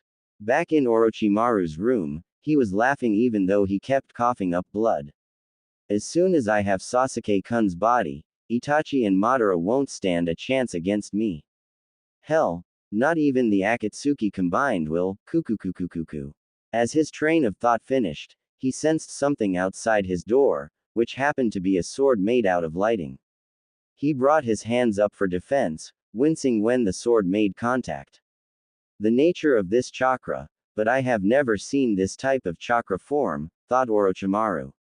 Who's there? He barely asked, due to the amount of pain he was going through, not only from the lighting sword, but from the body that he currently residing in because it was rejecting him. The door was sliced and shattered. And there, in all his glory, stood Uchiha Sasuke. This is not right. KKKIIBBAA-kun, P please T try T to see calm D down. Hinata is right Kiba. Shut up Ino. Just because he's not as cool as Sasuke doesn't mean you can just treat him like shit. Hey, what are you gonna do about it Blondie? Enough. Screamed Neji. We're all worry Kiba. So don't try to take all your frustration on us. It had been about a week since the rookie 12 feet, or 10 cause Sasuke and Naruto were not there anymore, had found out that Naruto had disappeared. Ever since then, Kiba had been trying to convince Tsunade to let him look for Naruto, but she always refused, which infuriated him. How's Sakura taking this? Asked Tenten. Sakura-san, muttered Lee. I don't know, answered Ino. She must be stressed. considering both of her teammates left, said Shino. Probably, muttered Ino. She then looked at Shikamaru. What do you think? He didn't answer her, instead he just kept staring at empty space. After a while of this, Ino started to become aggravated. Then he spoke. I think Naruto left on his own. Everybody looked at him. Shikamaru never said something unless he had proof. Think about it. According to Jiraiya-sama, there was no sign of a struggle, unless Naruto was caught off guard. Even then, Naruto would have tried to contact Jiraiya-sama, but nothing. Maybe he couldn't, said Ino. Maybe, or maybe Naruto has left Konoha on his free will. I sense him. We're getting close. Really. The brat must be doing something important to stay in one location. What's the plan? First we have to get closer to see where he has stopped, said the female. My bet is those mountains. It's the closest thing. I think so too. Let's go. Yugito used her heightened senses, thanks to the Nibi, to look for their targets as they made their way to the central of Kumo-controlled land. Did you find them yet? Asked Samui. No. Wait, I just picked up a couple of scents heading to the mountain ranges. Then let's go, yo, was the enthusiastic reply from Killer Bee. Yugito shook her head, wondering why she had such weird friends. There's nothing wrong with that kitten. Tell me one upside to this. Life is never boring, which is a good thing if you ask me. I suppose. It's a fact. Now what you need and what will make you happy as a man to yourself. Yugito quietly groaned to herself. She always hated when Nibi said that she needed a man. She was perfectly fine, in her opinion. No you're not. I mean, you're still a Veer. Nibi, shut the hell up. Defensive are we? You know I don't like it when you talk about this. If you want me to stop, then get laid. That will definitely shut me up. Yugito mentally cursed fate. Why did she have to get the obsessed-tailed beast? You know you love me. Naruto continued to walk further down the tunnel he found. After a few more minutes, he reached an area where the tunnel spread out and became just like a room. A huge room. He looked around, when suddenly movement caught his eyes. He unstrapped his sword, ready in case of an attack. Who dares to come in here? Dragon. Was the thought of Naruto. Uzumaki Naruto. There was silence. Then the dragon spoke again. Uzumaki. Yes. Ha. Uzumakis have red hair boy. You are a blonde. I know. My mother was an Uzumaki, but my father wasn't. I got my features from him. The dragon came out the shadows, and Naruto finally got a good look at him. He had a red color skin, even his eyes were red, just like fire. He had sharp claws on his hands and feet, and 2 big wings. So you're a hybrid? Naruto shrugged. You could say that, yes. But why are you interested if I'm an Uzumaki or not? The dragon grinned, or so Naruto thought. The answer is simple boy, the Uzumaki clan were our original summoners. What? But I thought that your last summoner. That our last summoner was around the time of the Sage of Six Paths, right? Yeah, well that's wrong. Nobody knew, except for the Senju and the Uchiha, that they were our summoners because they really didn't need us. As time went on, and the Uzumaki clan was destroyed, the other 2 clans forgot that they were our summoners. I see. Now, I'm guessing you're here because you want to be our new summoner, am I right? That's right. Well, you have to pass one simple test, you have to defeat me in combat. I thought you would never say that. He must be in here. Sounds like someone is fighting in there. What do you think he's doing in there? I don't know, muttered the female. Wait, said the male. Looks like we have company. With that, Yugito, Killer Bee and his team landed in front of them. Dragon style. Grand fireball. Shit, screamed Naruto as he dodged a big fireball. It looked like the one the Uchiha clan created, but on steroids. Dragon style, thought Naruto as he landed. Yes, the dragons use their own style where they create techniques from their own natural element. This dragon's element is fire. Good to know. Wind style. Wind bullets. The dragon didn't even flinch as the wind bullets hit him. You're gonna have to use stronger techniques, or else you're just gonna waste your chakra, something that you cannot do. TCH, Naruto jumped as the dragon tried to crush him with his claw. Come. You have to do better if you want to defeat me. Naruto made 5 clones in midair, each creating a different elemental Rasengan. Try this. They all went towards the dragon, but they didn't count on the dragon flying. What? This place isn't big enough for you to do that. Hey. This whole cave has seals all over the place, making it how small or big I want it. Naruto narrowed his eyes while on the ground. Well then, I'm gonna have to fix that. After that statement, he threw his Rasen shuriken at the air, then it expanded. I see, so that's what he's trying to do. Smart. I'll lose the advantage after this. As soon as he finished, the jutsu blew up, destroying the whole cave. Outside, they all saw the cave blow up. The male whistled. That's big stuff right there. From the smoke, they saw something rise up. As that, muttered Yugito. Her suspicions were proven true when the injured dragon tried to fly, but failed as one of his wings was damaged. Then, he saw Naruto standing up, a few cuts but nothing serious. That was reckless, thought the dragon, he could have killed himself. I gotta give him credit though. He managed level the field. Now I can't fly, nor do I have the home turf. I might lose. I'm gonna have to finish this right now, thought Naruto as he summoned all the chakra he had. Trying to do this quickly, are you boy? I don't like to drag things out. I might have only seen one of your techniques, but thanks to that I know that I can't let you do any of your stronger ones or else I'll be toast. You're too late. Dragon style. Fire dragon cannon. A huge beam of fire shot out of his mouth, hotter, and more powerful than the previous fireball. As soon as the technique made contact, a big explosion surrounded the area, making the others take cover. What the hell is going on? Asked the male. I don't know, answered the female. Yugito, we have to make sure they don't escape, said B. I know. As soon as the dust disappeared and the explosion died down, they saw the dragon looking where Naruto had once been. It's over. No, it's not. The dragon's eyes widened as he turned around to see Naruto standing on a ledge with his arm raised in the air. How did you survive? It doesn't matter cause it's over. Lighting style. Lighting ray. The dragon looked up to see lighting coming out of the darkened clouds, and heading towards him. He didn't have enough time to move so the jutsu hit him straight on. Looks like I lost. That was his last thought as he was hit. Naruto panted as his vision started to go black. I used the last of my chakra with that last move. The last thing he heard was Kyuubi's voice. Don't be ridiculous. It would take more than chakra depletion to kill him. How sad. I thought you didn't want to kill him right now. I don't, but have you seen who's taking care of him right now? She's a beauty you don't see often. It would be a good opportunity to have some fun, wouldn't you agree? Perhaps. Dark Naruto sighed. Oh, right. I forgot you don't feel the same emotions as me and my other self since you're just a huge amount of chakra.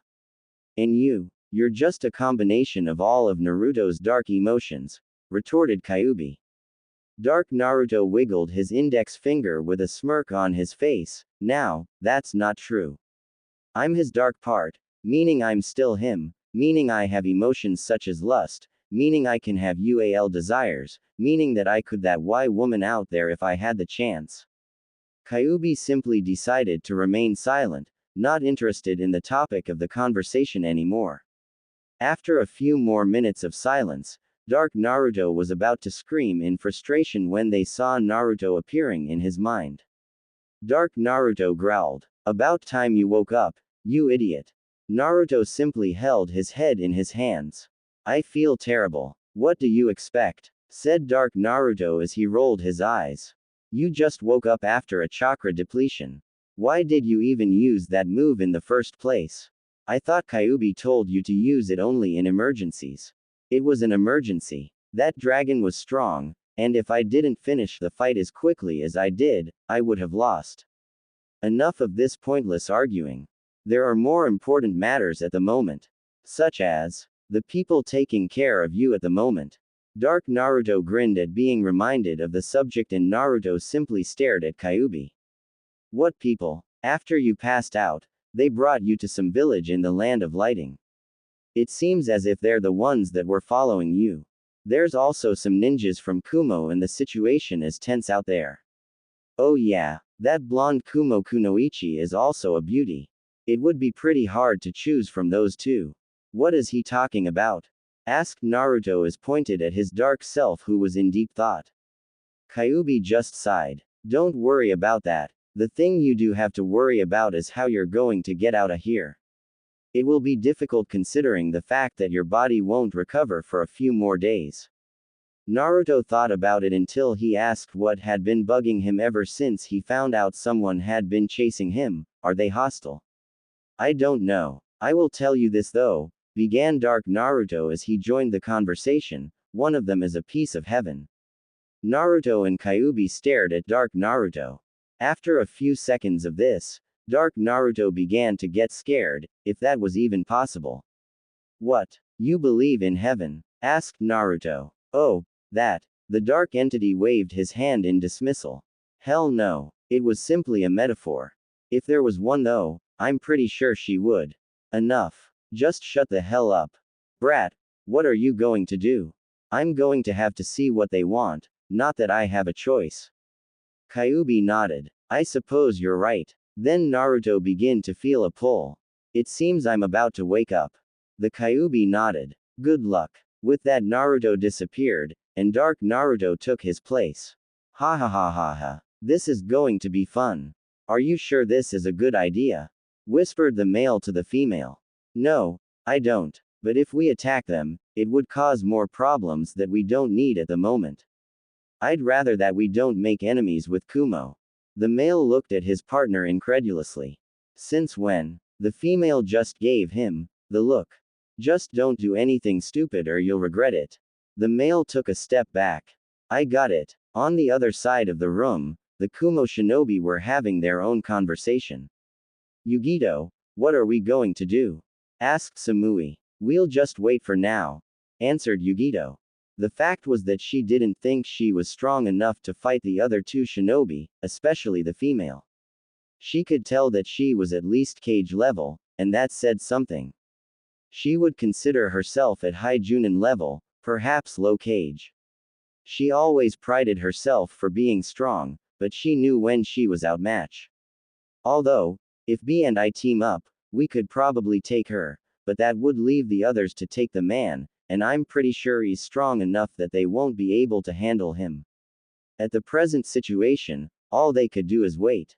After 5 minutes of tense quiet and staring, the only unconscious person began to stir, catching the attention of every person in the room. The female ran to his side, making sure that the others wouldn't get too close, even her companion, something he noticed with a smirk. The first thing Naruto saw when he woke up was black eyes, reminding him of Sasuke. Then his vision cleared enough for him to see who they belonged to. When he did, he had to agree with his evil counterpart. She was beautiful. She had long black hair tied in a ponytail that reached to her back, a beautiful round-shaped face, long wide legs, big bust, not up to Tsunade's level, but big nonetheless, and around behind, wearing a black skirt with a short black shirt showing her stomach and the muscles that came with it showing how hard she trained, with long white sleeves, and black gloves. In the end, she was the best-looking woman he had seen in his short 15 years of living. Naruto mentally shook his head from those thoughts. He had more important things to worry about at the moment. He then began to take notice of the others in the room. He saw a man beside her. He too had black eyes and black hair, making him wonder if they were related. His hair though was almost like his, spiky.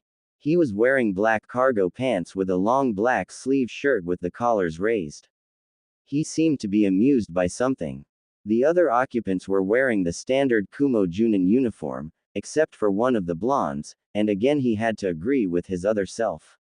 She too was stunning. She had blonde hair like him, except a little darker. It reached to her back and was also tied in a ponytail. I don't want to describe the way she looks, 'Cause I'm pretty sure you all know what she looks like. Naruto tried to stand up, but the female put her hands on his shoulders, making him halt. I wouldn't try that if I were you. Your body is still too weak from your earlier fight. He tried to resist, but he knew she was right. So he just sat on the only bed in the room. After that, silence reigned. After a few more moments of this, he decided to find out who they were. Mind telling who you are and what you're doing here? Oh, where are my manners, said the female. My name is Uchiha Makoto, and the guy next to me is Uchiha Obito. Naruto's eyes widened, as well as Kyuubi's and Dark Naruto's. Uchiha, thought every occupant inside the room. The female, now named Makoto, laughed inside her head. Mind telling me why you're so surprised? Naruto came back to reality after that. Maybe it's because you're supposed to be dead. Dead, said Obito. Who the hell told you we were dead? Oh, I don't know, said Naruto with sarcasm, maybe because of a little incident known as the Uchiha Massacre. Oh that, said Makoto like it was nothing, we will explain everything once we don't have unnecessary ears listening. Makoto shot the Kumo shinobi a stare that said she was talking about them. Yugito scowled. You come into our country uninvited and you're wondering why we're here.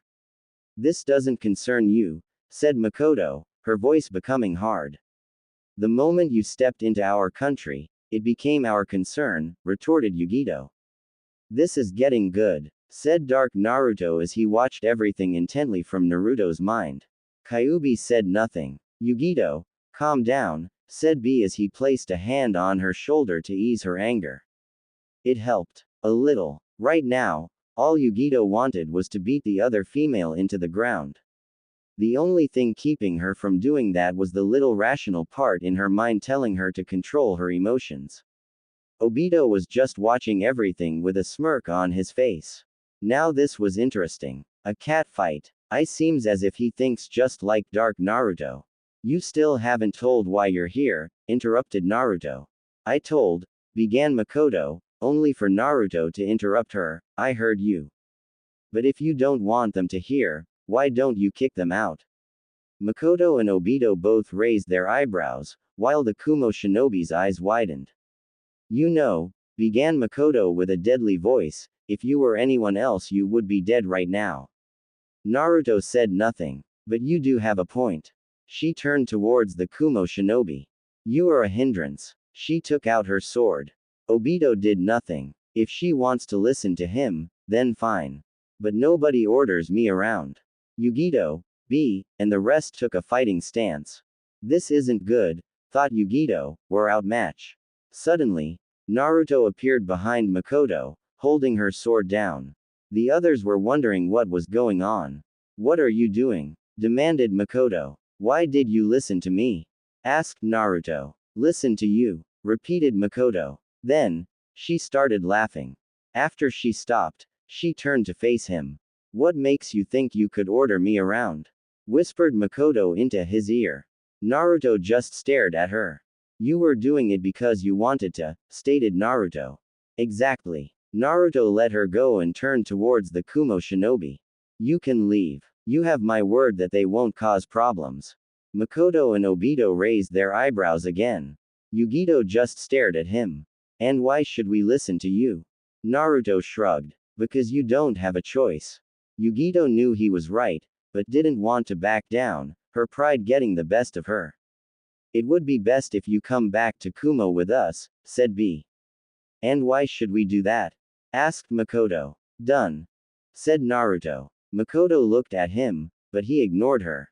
If you give us time to talk alone, we'll go with you. And we won't try to escape. He looked at Makoto, telling her that she didn't have a choice. She just looked somewhere else.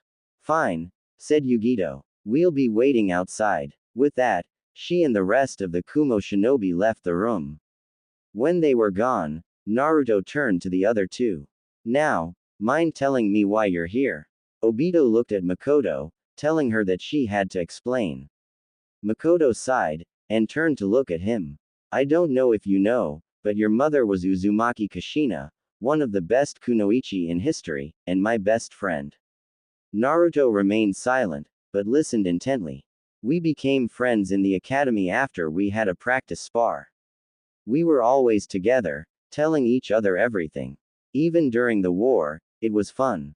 We were both rivals, always trying to outdo each other. And because of that, we became strong enough that we became popular, both on the battlefield and socially. Before I knew it, I was chosen to marry Fugaku, the next clan head. Makoto looked disgusted at the idea. I didn't get much say in the matter, and I was made a housewife. I never did love him, but I was happy since he gave me Itachi, and later Sasuke. Naruto's eyes widened at that information. Makoto, seeing his look, sighed. Yes, I'm Itachi and Sasuke's mother. But that's not the point. Anyway, Kushina was more lucky. She managed to marry someone who she actually loved. You could say I was jealous of her. I did, however, had Itachi, so it wasn't so bad. After the war ended, I was pregnant again. But this time, Kushina was as well. She was happy, seeing that she was going to be a mother. But then a disaster happened. Makoto's face turned sad. The Kyuubi attack. I don't know the details, but both she and your father died, the Yondaime Hokage. Makoto looked at him, expecting him to be surprised, but instead he didn't do anything. She decided to ask him later. After that, the Sandaime told the village you were the new Jinchuriki. Because of that, everyone knew what you carried inside of you, and well, you can realize how ignorant people can be since they thought that you were the Kyuubi itself. How foolish. But I'm getting off topic.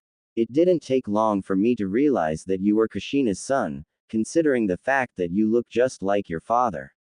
You might not know this, but I helped you any way I could. I gave you money through the Sandaime, I guarded you from afar, I sent you food. I wasn't able to do much because of my clan.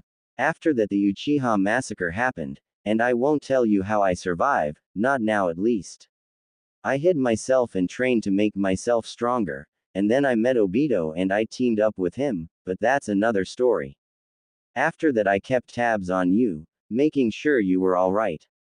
You weren't the only one, but again, that's for another time. I always wanted to get you out of that village for reasons I'll tell you later. When you ditched Jiraiya, that gave me the perfect opportunity, but you gave us quite the chase. We managed to track you down here, and we saw your fight. After that, you passed out, and we brought you here. Kumo decided to get involved, though, something I hadn't thought about. After she finished, Naruto took all of this in. Now he realized that she was the one that he always sensed that was watching him when he was younger. It all made sense. Add to the fact that she was Sasuke's mom. What would he do when he found out that she was alive, he wondered. And did she want to find him? He decided he would ask her later.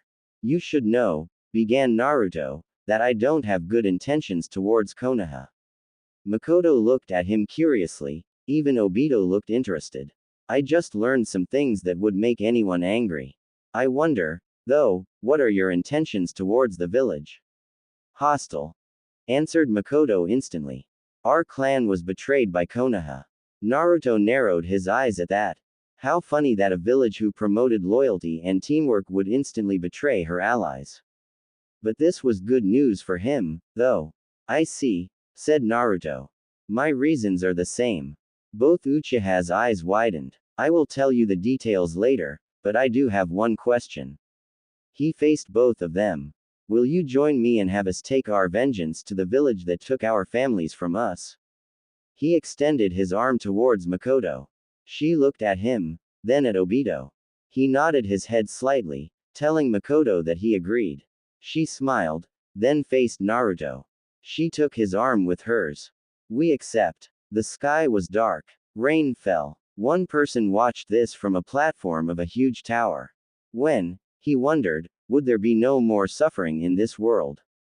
Pain, said a soft, gentle female voice from inside the tower. The Four Tails has been captured. Yes, he thought, one more step towards peace. The Akatsuki had recently started to move in the hunt for the Jinchuriki. The Five Tails was the first captured, then the 6 tails, and now the 4 tails. 3-tailed beasts in their possession in just a matter of months. Iowa had been the most affected, losing both of their Jinchuriki. But that old fool doesn't care about them, thought Pain, all he cares about is himself. Good job, Conan. You may leave. Conan bowed, and disappeared back inside the tower. Pain watched the rain fall once again. Peace would soon fall the world. He would make it happen and anyone who stood in his way would be destroyed. It was his dream. And most of all, it was the dream of his best friend who died while trying to achieve it. Then the rain would stop falling in his homeland. For now though, the rain continued to fall. I want you to join me. And why should I? I'm grateful that you freed me, but that doesn't mean I'll listen to you. Huh. Sasuke merely looked at Suigetsu with an emotionless gaze. After absorbing Orochimaru, he came to recruit the first person of the team he was hoping to build, effectively marking the first phase of his plan into action. But it would seem that it wouldn't be as easy as he first thought. Not that he thought persuading Suigetsu was going to be easy considering the fact that he was one of the most arrogant people he met, including himself. He knew that he was too arrogant at moments, which wasn't a good thing. But that didn't matter at the moment. He just wanted to start searching for Itachi as soon as possible. But first he would need people to have his back in case he ran into any other Akatsuki members. Ha ha ha ha. You're too serious for your own good. All right, I'll join you, for now. Whatever. Sasuke merely turned towards the exit. Get dress. We have a long journey. The next thing he felt was a finger pointed at his head, said finger belonging to Suigetsu who was right behind him. TCH. Such a bossy tone. Now, let's get something straight, shall we? You might have defeated Orochimaru, but that doesn't mean shit. Everyone was after his head, meaning someone was bound to get him sooner or later.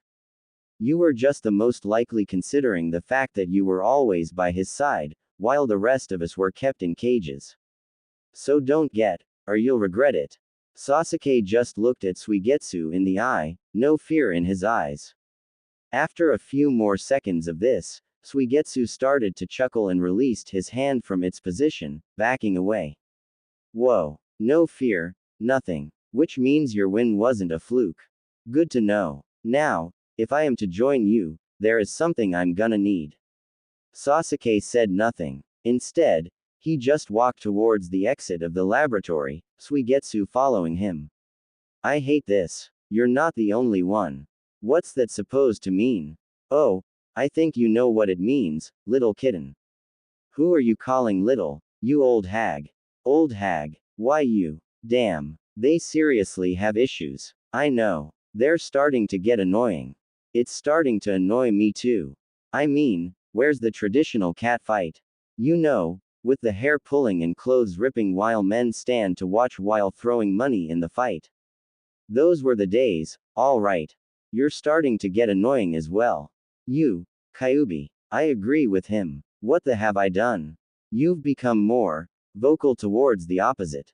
Can you blame me? If I could, I would be doing those too at this very moment till they scream my name out to the moon. Oh yeah, that would be nice. Naruto just mentally shook his head at his other self. Not that he disagreed with him, because, if he was honest with himself, he would do the same thing. But it also brought one thing in perspective. It was Sasuke's mom. His old teammate, his old rival. It was weird but appealing at the same time. Appealing because she was hot, and the look on Sasuke's face if he ever found out that he banged his mom would be priceless. Now that's a nice thought, he thought to himself. I agree with you completely. Those bitches are starting to get on my nerves, muttered Obito. Naruto glanced at him. Same here. Why did you have to agree with the Raikage in the first place? Hell, why did we even meet him?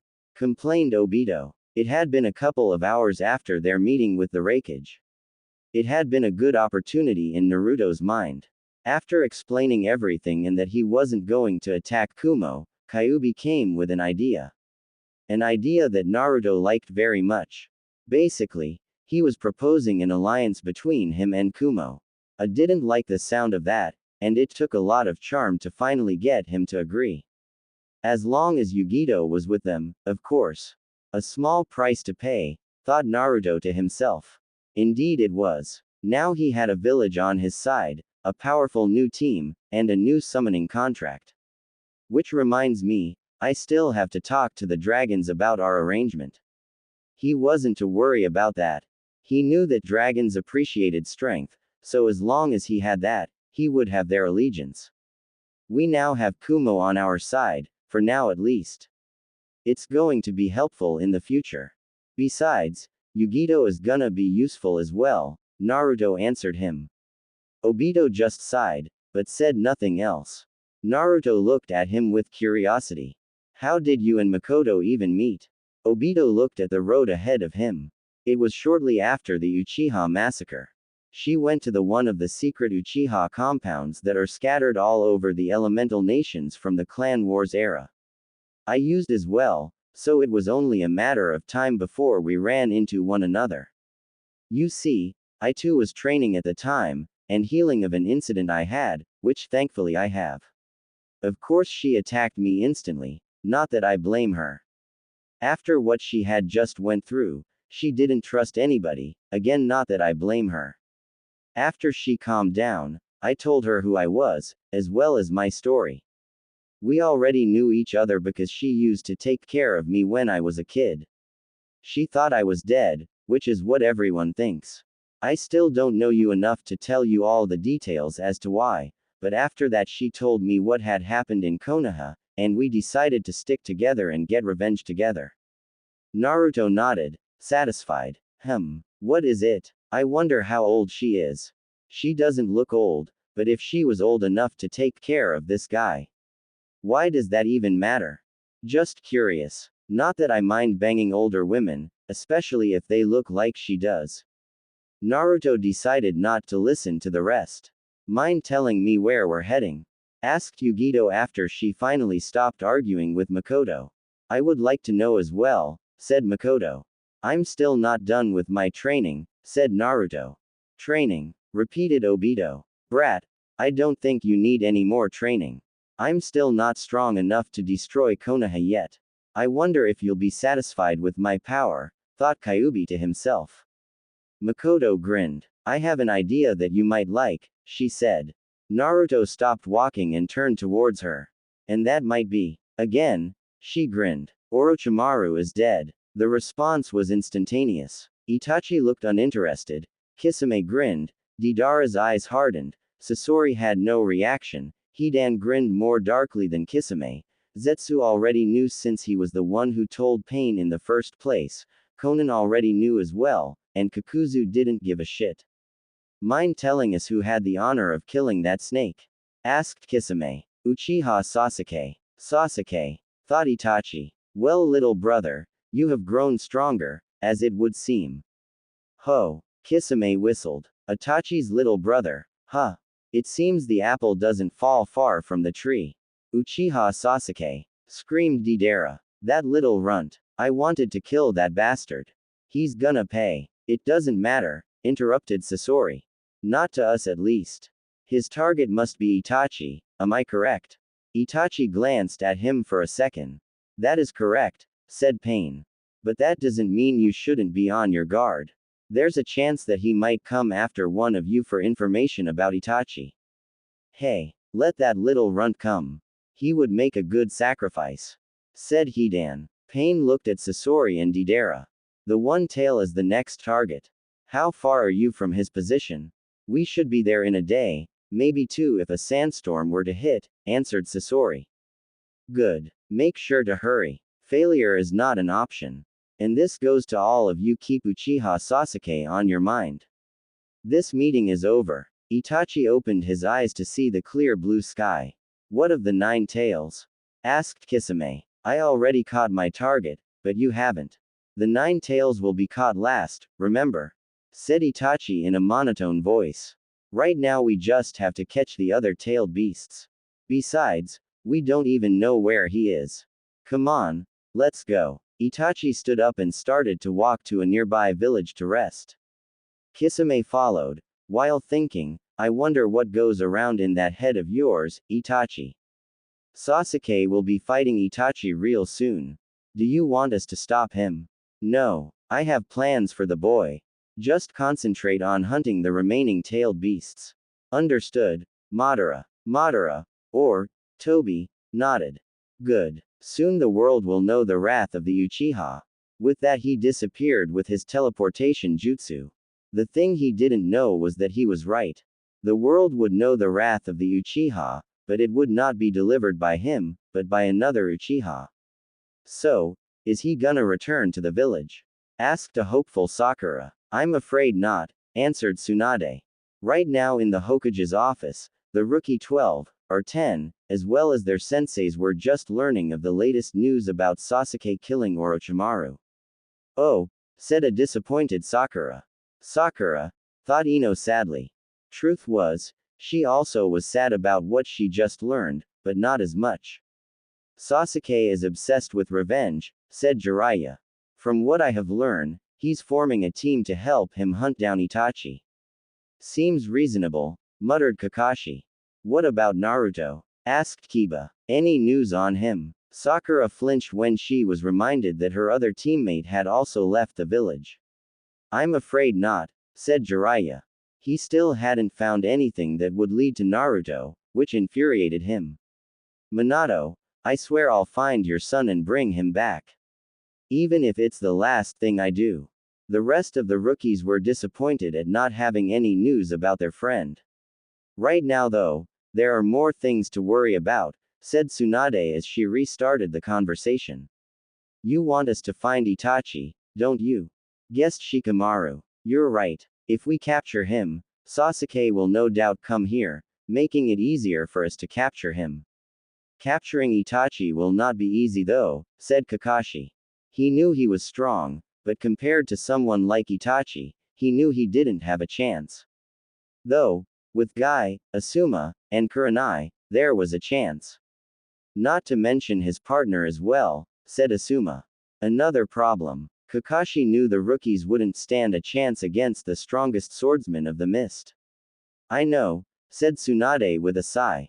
But I'm confident you'll find a way. I would join you, but I have my spy network to deal with about finding Naruto, said Jiraiya. I wish you all good luck. Dismissed. The rookies along with their senseis left, intent on succeeding in their mission. Once they left, Tsunade turned towards Jiraiya. Are you sure that you're all right? Are you all right? He asked back. Tsunade sighed. You got me there. I wonder what the brat is up to, though. I hope he's all right. Jiraiya put a hand on her shoulder. Don't worry. The brat's fine. If anything had happened to him, my network would have known by now. He's out there, somewhere. But where? Said Tsunade in desperation. Jiraiya smirked. If I knew that, I wouldn't be here, now would I? Tsunade chuckled. I guess you're right. I'll be on my way then. Jiraiya made for the window, but before he could leave, Tsunade took his hand into hers. Please find him. I will. And Jiraiya. Yes. Please be careful. Sakura returned home to pack for her next mission. She got herself a small apartment in the suburbs of the village after deciding that she could live alone. Her parents weren't excited about the idea, but in the end they agreed. As she packed, the picture next to her bed caught her attention.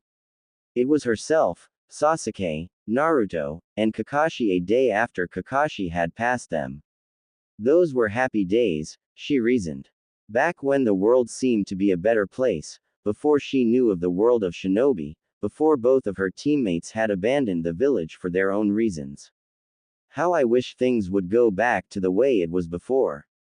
The Chunin exams. That's when things went down the drain. The meeting with Orochimaru, Sasuke getting the curse mark which later resulted in him leaving the village. Then Naruto left while in the middle of his training trip, for reasons she could not understand. I will make things go back to how they were. I made a promise to Naruto that I would not slow him down. I intend to keep it. How foolish. You sure about this? Asked Obito. I'm positive, answered Makoto. Are you even sure the procedure is going to work? Questioned Obito. The Kyuubi will no doubt heal him of anything considering that he is happy where he is at the moment, said Makoto. But the Uchiha, forget that. Right now, the Uchiha clan is in the brink on extinction. We owe no allegiance to Konoha or any other village. All that matters is our revenge, making sure that it succeeds no matter what. After that, I'll be at peace. I hope you know what you're doing, muttered Obito. I know what I'm doing. But there is something else that I need to take care of first, though. Which is, why, a reunion between me and my youngest son, of course. Uchiha Sasuke, I'm going to bomb that son of a bitch till his body is all but bits of pieces in the ground beneath my feet. Calm down, Deidara, said Sasori in a calm voice. The two lovers of art made their way to Suna, which was where the one tail, their target, was located. No, screamed Deidara. He stole my chance to kill Orochimaru. I will never forgive him for that. You think I don't feel the same way, said Sasori with annoyance in his voice. He was my partner before you know. He betrayed me, something I don't take well to. Doesn't matter, said Deidara. I was the one who was going to kill him. But now, it looks like I'm going to have to kill the Uchiha instead. Don't, said Sasori, Itachi would kill you. And you know you don't stand a chance against him. Remember the last time you faced him. Deidara's anger rose at remembering that day when he was recruited into Akatsuki. The day he was defeated easily, the day he almost appreciated Itachi's eyes as art. They'll never be art, he thought, only my creations can ever be true art. And soon I'll show him. We'll need to split up, said Sasuke. I'm good with that, said Suigetsu. With that, he disappeared to the nearest town. Jugo also left, using the animals in the area to help him. Now's my chance, thought Karen. Oh Sasuke, she said in a sultry voice. You should get going as well, said Sasuke without turning around. TCH, fine, said an irritated Karen. After she left, he threw a couple of kunais to nearby tree branch. I know you're there. Show yourself. You're good, said a female voice. Sasuke narrowed his eyes. Who are you? Why, Sasuke, to think you wouldn't recognize your own mother. I must admit, I am hurt. Sasuke's eyes widened. Mom, I got Sasuke's scent, screamed Kiba as the Konoha shinobi made their way through the forest. Sasuke-kun, thought Sakura. Where to Kiba? Asked Kakashi. About 15 miles from here. There seems to be another person with him. I don't recognize the scent though, answered Kiba. All right, we need to hurry, said Kakashi. That's right, said Makoto. But how? I thought you were dead, said a shocked Sasuke. You shouldn't believe everything you see, Sasuke-chan. Genjutsu, muttered Sasuke. Exactly. I'm going to tell you everything of what happened that night, as well as other things, but not here. Come with me, and your team as well. Sasuke nodded without hesitation, wanting to know everything. The scent is gone, screamed Kiba. What do you mean going? Asked Neji. Just that. 1 second it's there, the next it vanished. The other scent vanished as well. No, screamed Sakura in her head. While that is unfortunate, our mission is still to capture Itachi. Let's go, said Kakashi. The rest nodded. I wonder what the Uchiha is planning. Me too. We shouldn't trust her. Why? I have my reasons. Naruto was about to ask him when he felt her presence. She's here, said Obito. Finally, muttered Yugito. About time you got back, said Naruto. Now mind telling me, Naruto, said Sasuke. Sasuke, said Naruto. What the hell are you doing here? They both said at the same time. It seems you two know each other, said Makoto. You could say that, said Naruto. How do you know Naruto? Asked Sasuke to his mother. We met about a day ago, under entertaining circumstances. Entertaining, thought Naruto. She has a weird definition for entertaining. I'm starting to like her more and more. Why me? Don't be hating the evil entity with a cool outlook on life, will you? I wonder if dying will be worse than this. Who are they? Asked Yugito, pointing at Team Hubby. My team, answered Sasuke. Mind telling what's going on? Asked Naruto. It's really simple. We're going to join forces. Naruto's and Sasuke's eyes widened. What are you talking about? Said Sasuke. I would like to know as well, said Naruto. Makoto chuckled. Our goals are the same. The destruction of Konoha. Sasuke shook his head. I don't care about Konoha. My goal is to kill Itachi. Makoto sighed sadly. You're wrong, my son. Itachi is but a victim. Victim, screamed Sasuke in outrage. He destroyed the Uchiha clan. Under Konoha's instructions, interrupted Makoto. Everyone in the room was shocked at what they had just heard, except for Obito, who already knew. What are you talking about? Whispered Sasuke. Makoto shook her head. I will explain everything to you and Naruto later. Right now there is something we need to do. Which is? Asked Naruto. Makoto smirked. Giving you the Sharingan. How is this possible? Said Obito in awe. I don't know, muttered Makoto, also in shock. For once in her life, Uchiha Makoto was truly amazed. You see, the operation of transferring the Sharingan eyes to Naruto was just finished. Everything went perfect, well, a little too perfect. A few minutes after the operation, Naruto's new Sharingan eyes started to change. Is the change good? Well, that's a matter of perspective. What? Asked Naruto, who was on the operation table. Did something bad happen? Not really, said Makoto. She wasn't mad with this outcome. No, what she was mad, almost pissed, was that she wasn't expecting it. She hated when something unexpected happened. Well, in situations like this. In a romantic sense, well, that's a different story. Back with the story. The Rinnegan, said Obito. The what? Asked Naruto. The Rinnegan, repeated Makoto, is the third dojutsu in the ninja world. The last known person to have it was the Sage of Six Paths. Makoto didn't know that Pain was also a wielder because she wasn't all that concerned about the Akatsuki.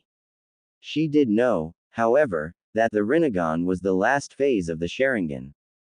But in order for that to happen, of course, thought Makoto, how could I have missed this? He's an Uzumaki, who are related to the Senju, and add Kyuubi to the mix, there was no doubt in her mind that the Kyuubi had something to do with this. But for what purpose? What could he be planning? Asked Makoto to herself. Well, she would worry about that later. The Rinnegan, huh, thought Naruto. Good. Once I've mastered it I should be ready. He wasn't counting Kyuubi's power because he didn't want to rely on it, nor did he think that the Kyuubi would be willing to give it to him. How wrong he was. After you're finished here, we need to talk. About what? Asked Naruto. You'll see. Kyuubi went silent after that. Naruto decided not to ask anything else. Kyuubi sounded serious. Alright then, said Naruto as he hopped out of the operation table, I think we're finished here. I would suggest that you wait a little before you start training, said Makoto, already guessing what he was going to do. Why not? Asked Naruto. You'll have to let your body become accustomed to your new eyes, she answered. He nodded. Alright, then. One question, how do you turn them off? Just stop channeling your chakra to your eyes. Once he did, his eyes went back to his natural blue eyes. Makoto also wondered about that. She thought they would have changed color, but it appeared not. I'm gonna go rest then. Naruto left the room to find an unoccupied bedroom in the Uchiha hideout. Well, that was unexpected, commented Obito all of a sudden.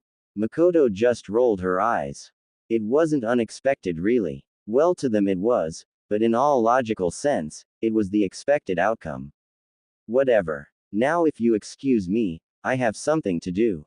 She started to walk out of the room when Obito spoke again. You're gonna tell him about that night, aren't you? Makoto stopped walking, but didn't turn around. Yes. He deserves to know. Obito sighed. Well, it's your choice. Makoto walked without saying another word. Everyone stop, screamed Kakashi. The retrieval team, well, this retrieval team, consisting of Kakashi, Pakun, Sakura, and Shino stopped in the middle of a road in the Land of Fire. After losing Sasuke's scent as well as the other scent of the mysterious, entity, it was decided that it was best to split into groups to find Itachi faster. And luck would have it, this team just happened to do it. Uchiha Itachi and Hoshigaki Kisame stopped walking and turned to find the 4 Konoha shinobi. Well, said Kisame with a grin, this is our lucky day. Itachi as usual, said nothing. Kakashi made a silent order to Pakun, who understood and left to inform the others. Sakura looked at Itachi. So this is him, she thought, the one who made Sasuke-kun's life a living hell. She clenched her fists. Kakashi, said Itachi in his usual monotone voice, we meet again. Yes we do, replied Kakashi. May I ask what I owe this unexpected visit? Said Itachi, with the least amount of sarcasm. Itachi already had a feeling as to what they wanted. Uchiha Itachi, you are hereby under arrest. Surrender, or we will use force. Kakashi said, feeling stupid. Of course he knew Itachi would never surrender when he could beat all of them, but hey, it was protocol. Itachi and Kisame raised an eyebrow and looked at each other. Then they turned back to the group. Did you really think I would surrender? Asked Itachi, a little amused, even though he didn't show it. Kisame didn't have that much control, so it wasn't a surprise to see him chuckling. Kakashi sighed. No I didn't, he answered honestly, reaching towards his headband. Sakura and Shino also got ready for battle. Kisame chuckled a little more loud while reaching to unstrap Samahata from his back. Konoha shinobi are amusing, he said. Itachi didn't pay attention to that comment. He just activated his Sharingan. Kakashi, already knowing what was going to happen, warned the other two. Don't look at him in his eyes. He shouted. But it was too late. Both Sakura and Shino fell to the ground unconscious. Kakashi didn't have time to check on them, however, as he was forced to block a strike from Kisame as he brought Samahata down on him.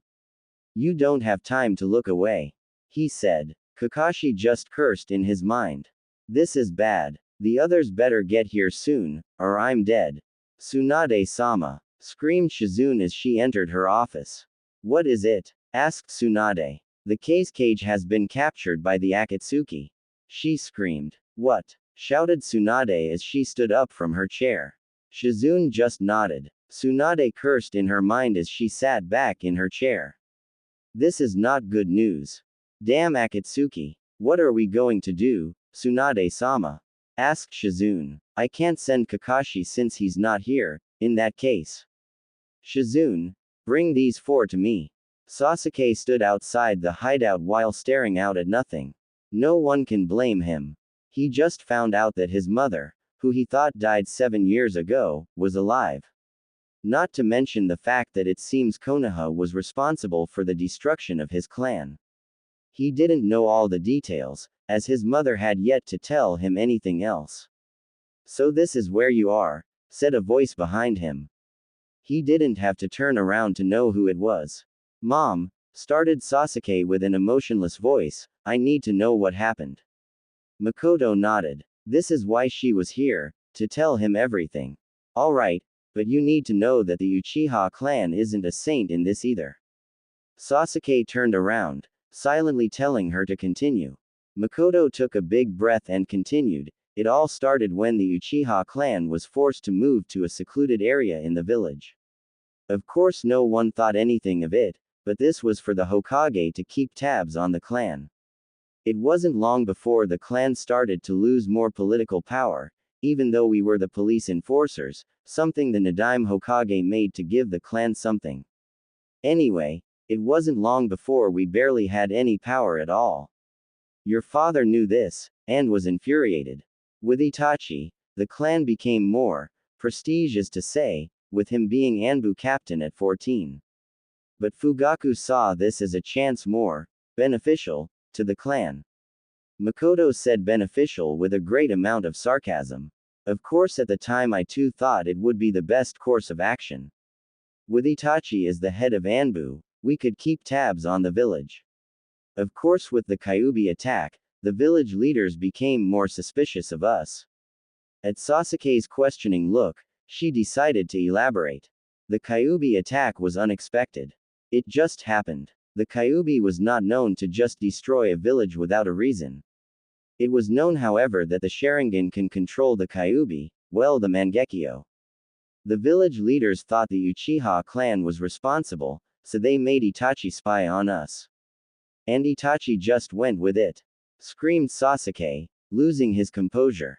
Makoto sighed. Sasuke, you have to know for a fact that your older brother loved the village a lot, maybe he still does. He grew up during the Third Ninja War, well in the final years, but he still saw a lot of things not meant to be seen by a child. He became a pacifist. Anyway, after that, Fugaku grew more and more impatient with the situation that he decided to form a rebellion. Itachi reported this to the Hokage and the elders.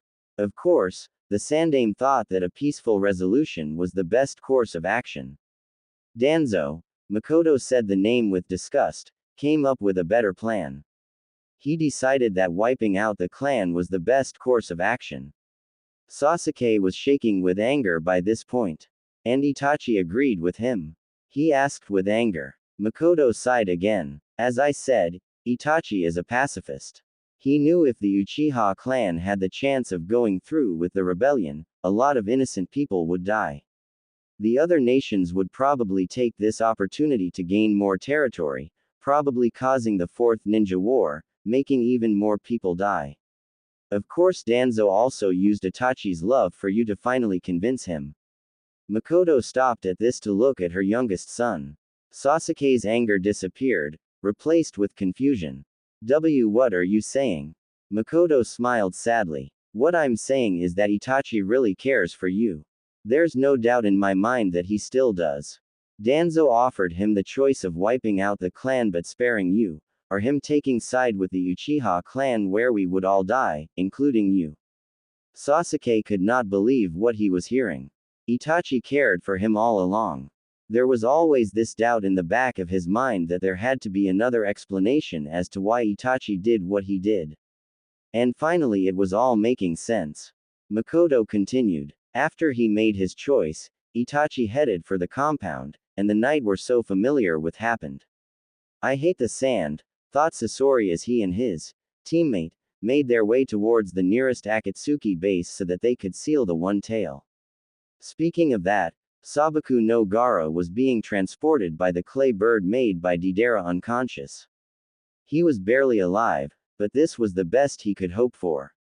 He knew capturing an enemy alive was harder than killing him or her, so he couldn't blame Deidara for that.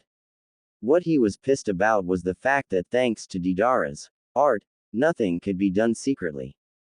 They had already encountered the target's older brother, in which he fought him. He won, of course. The puppet user was using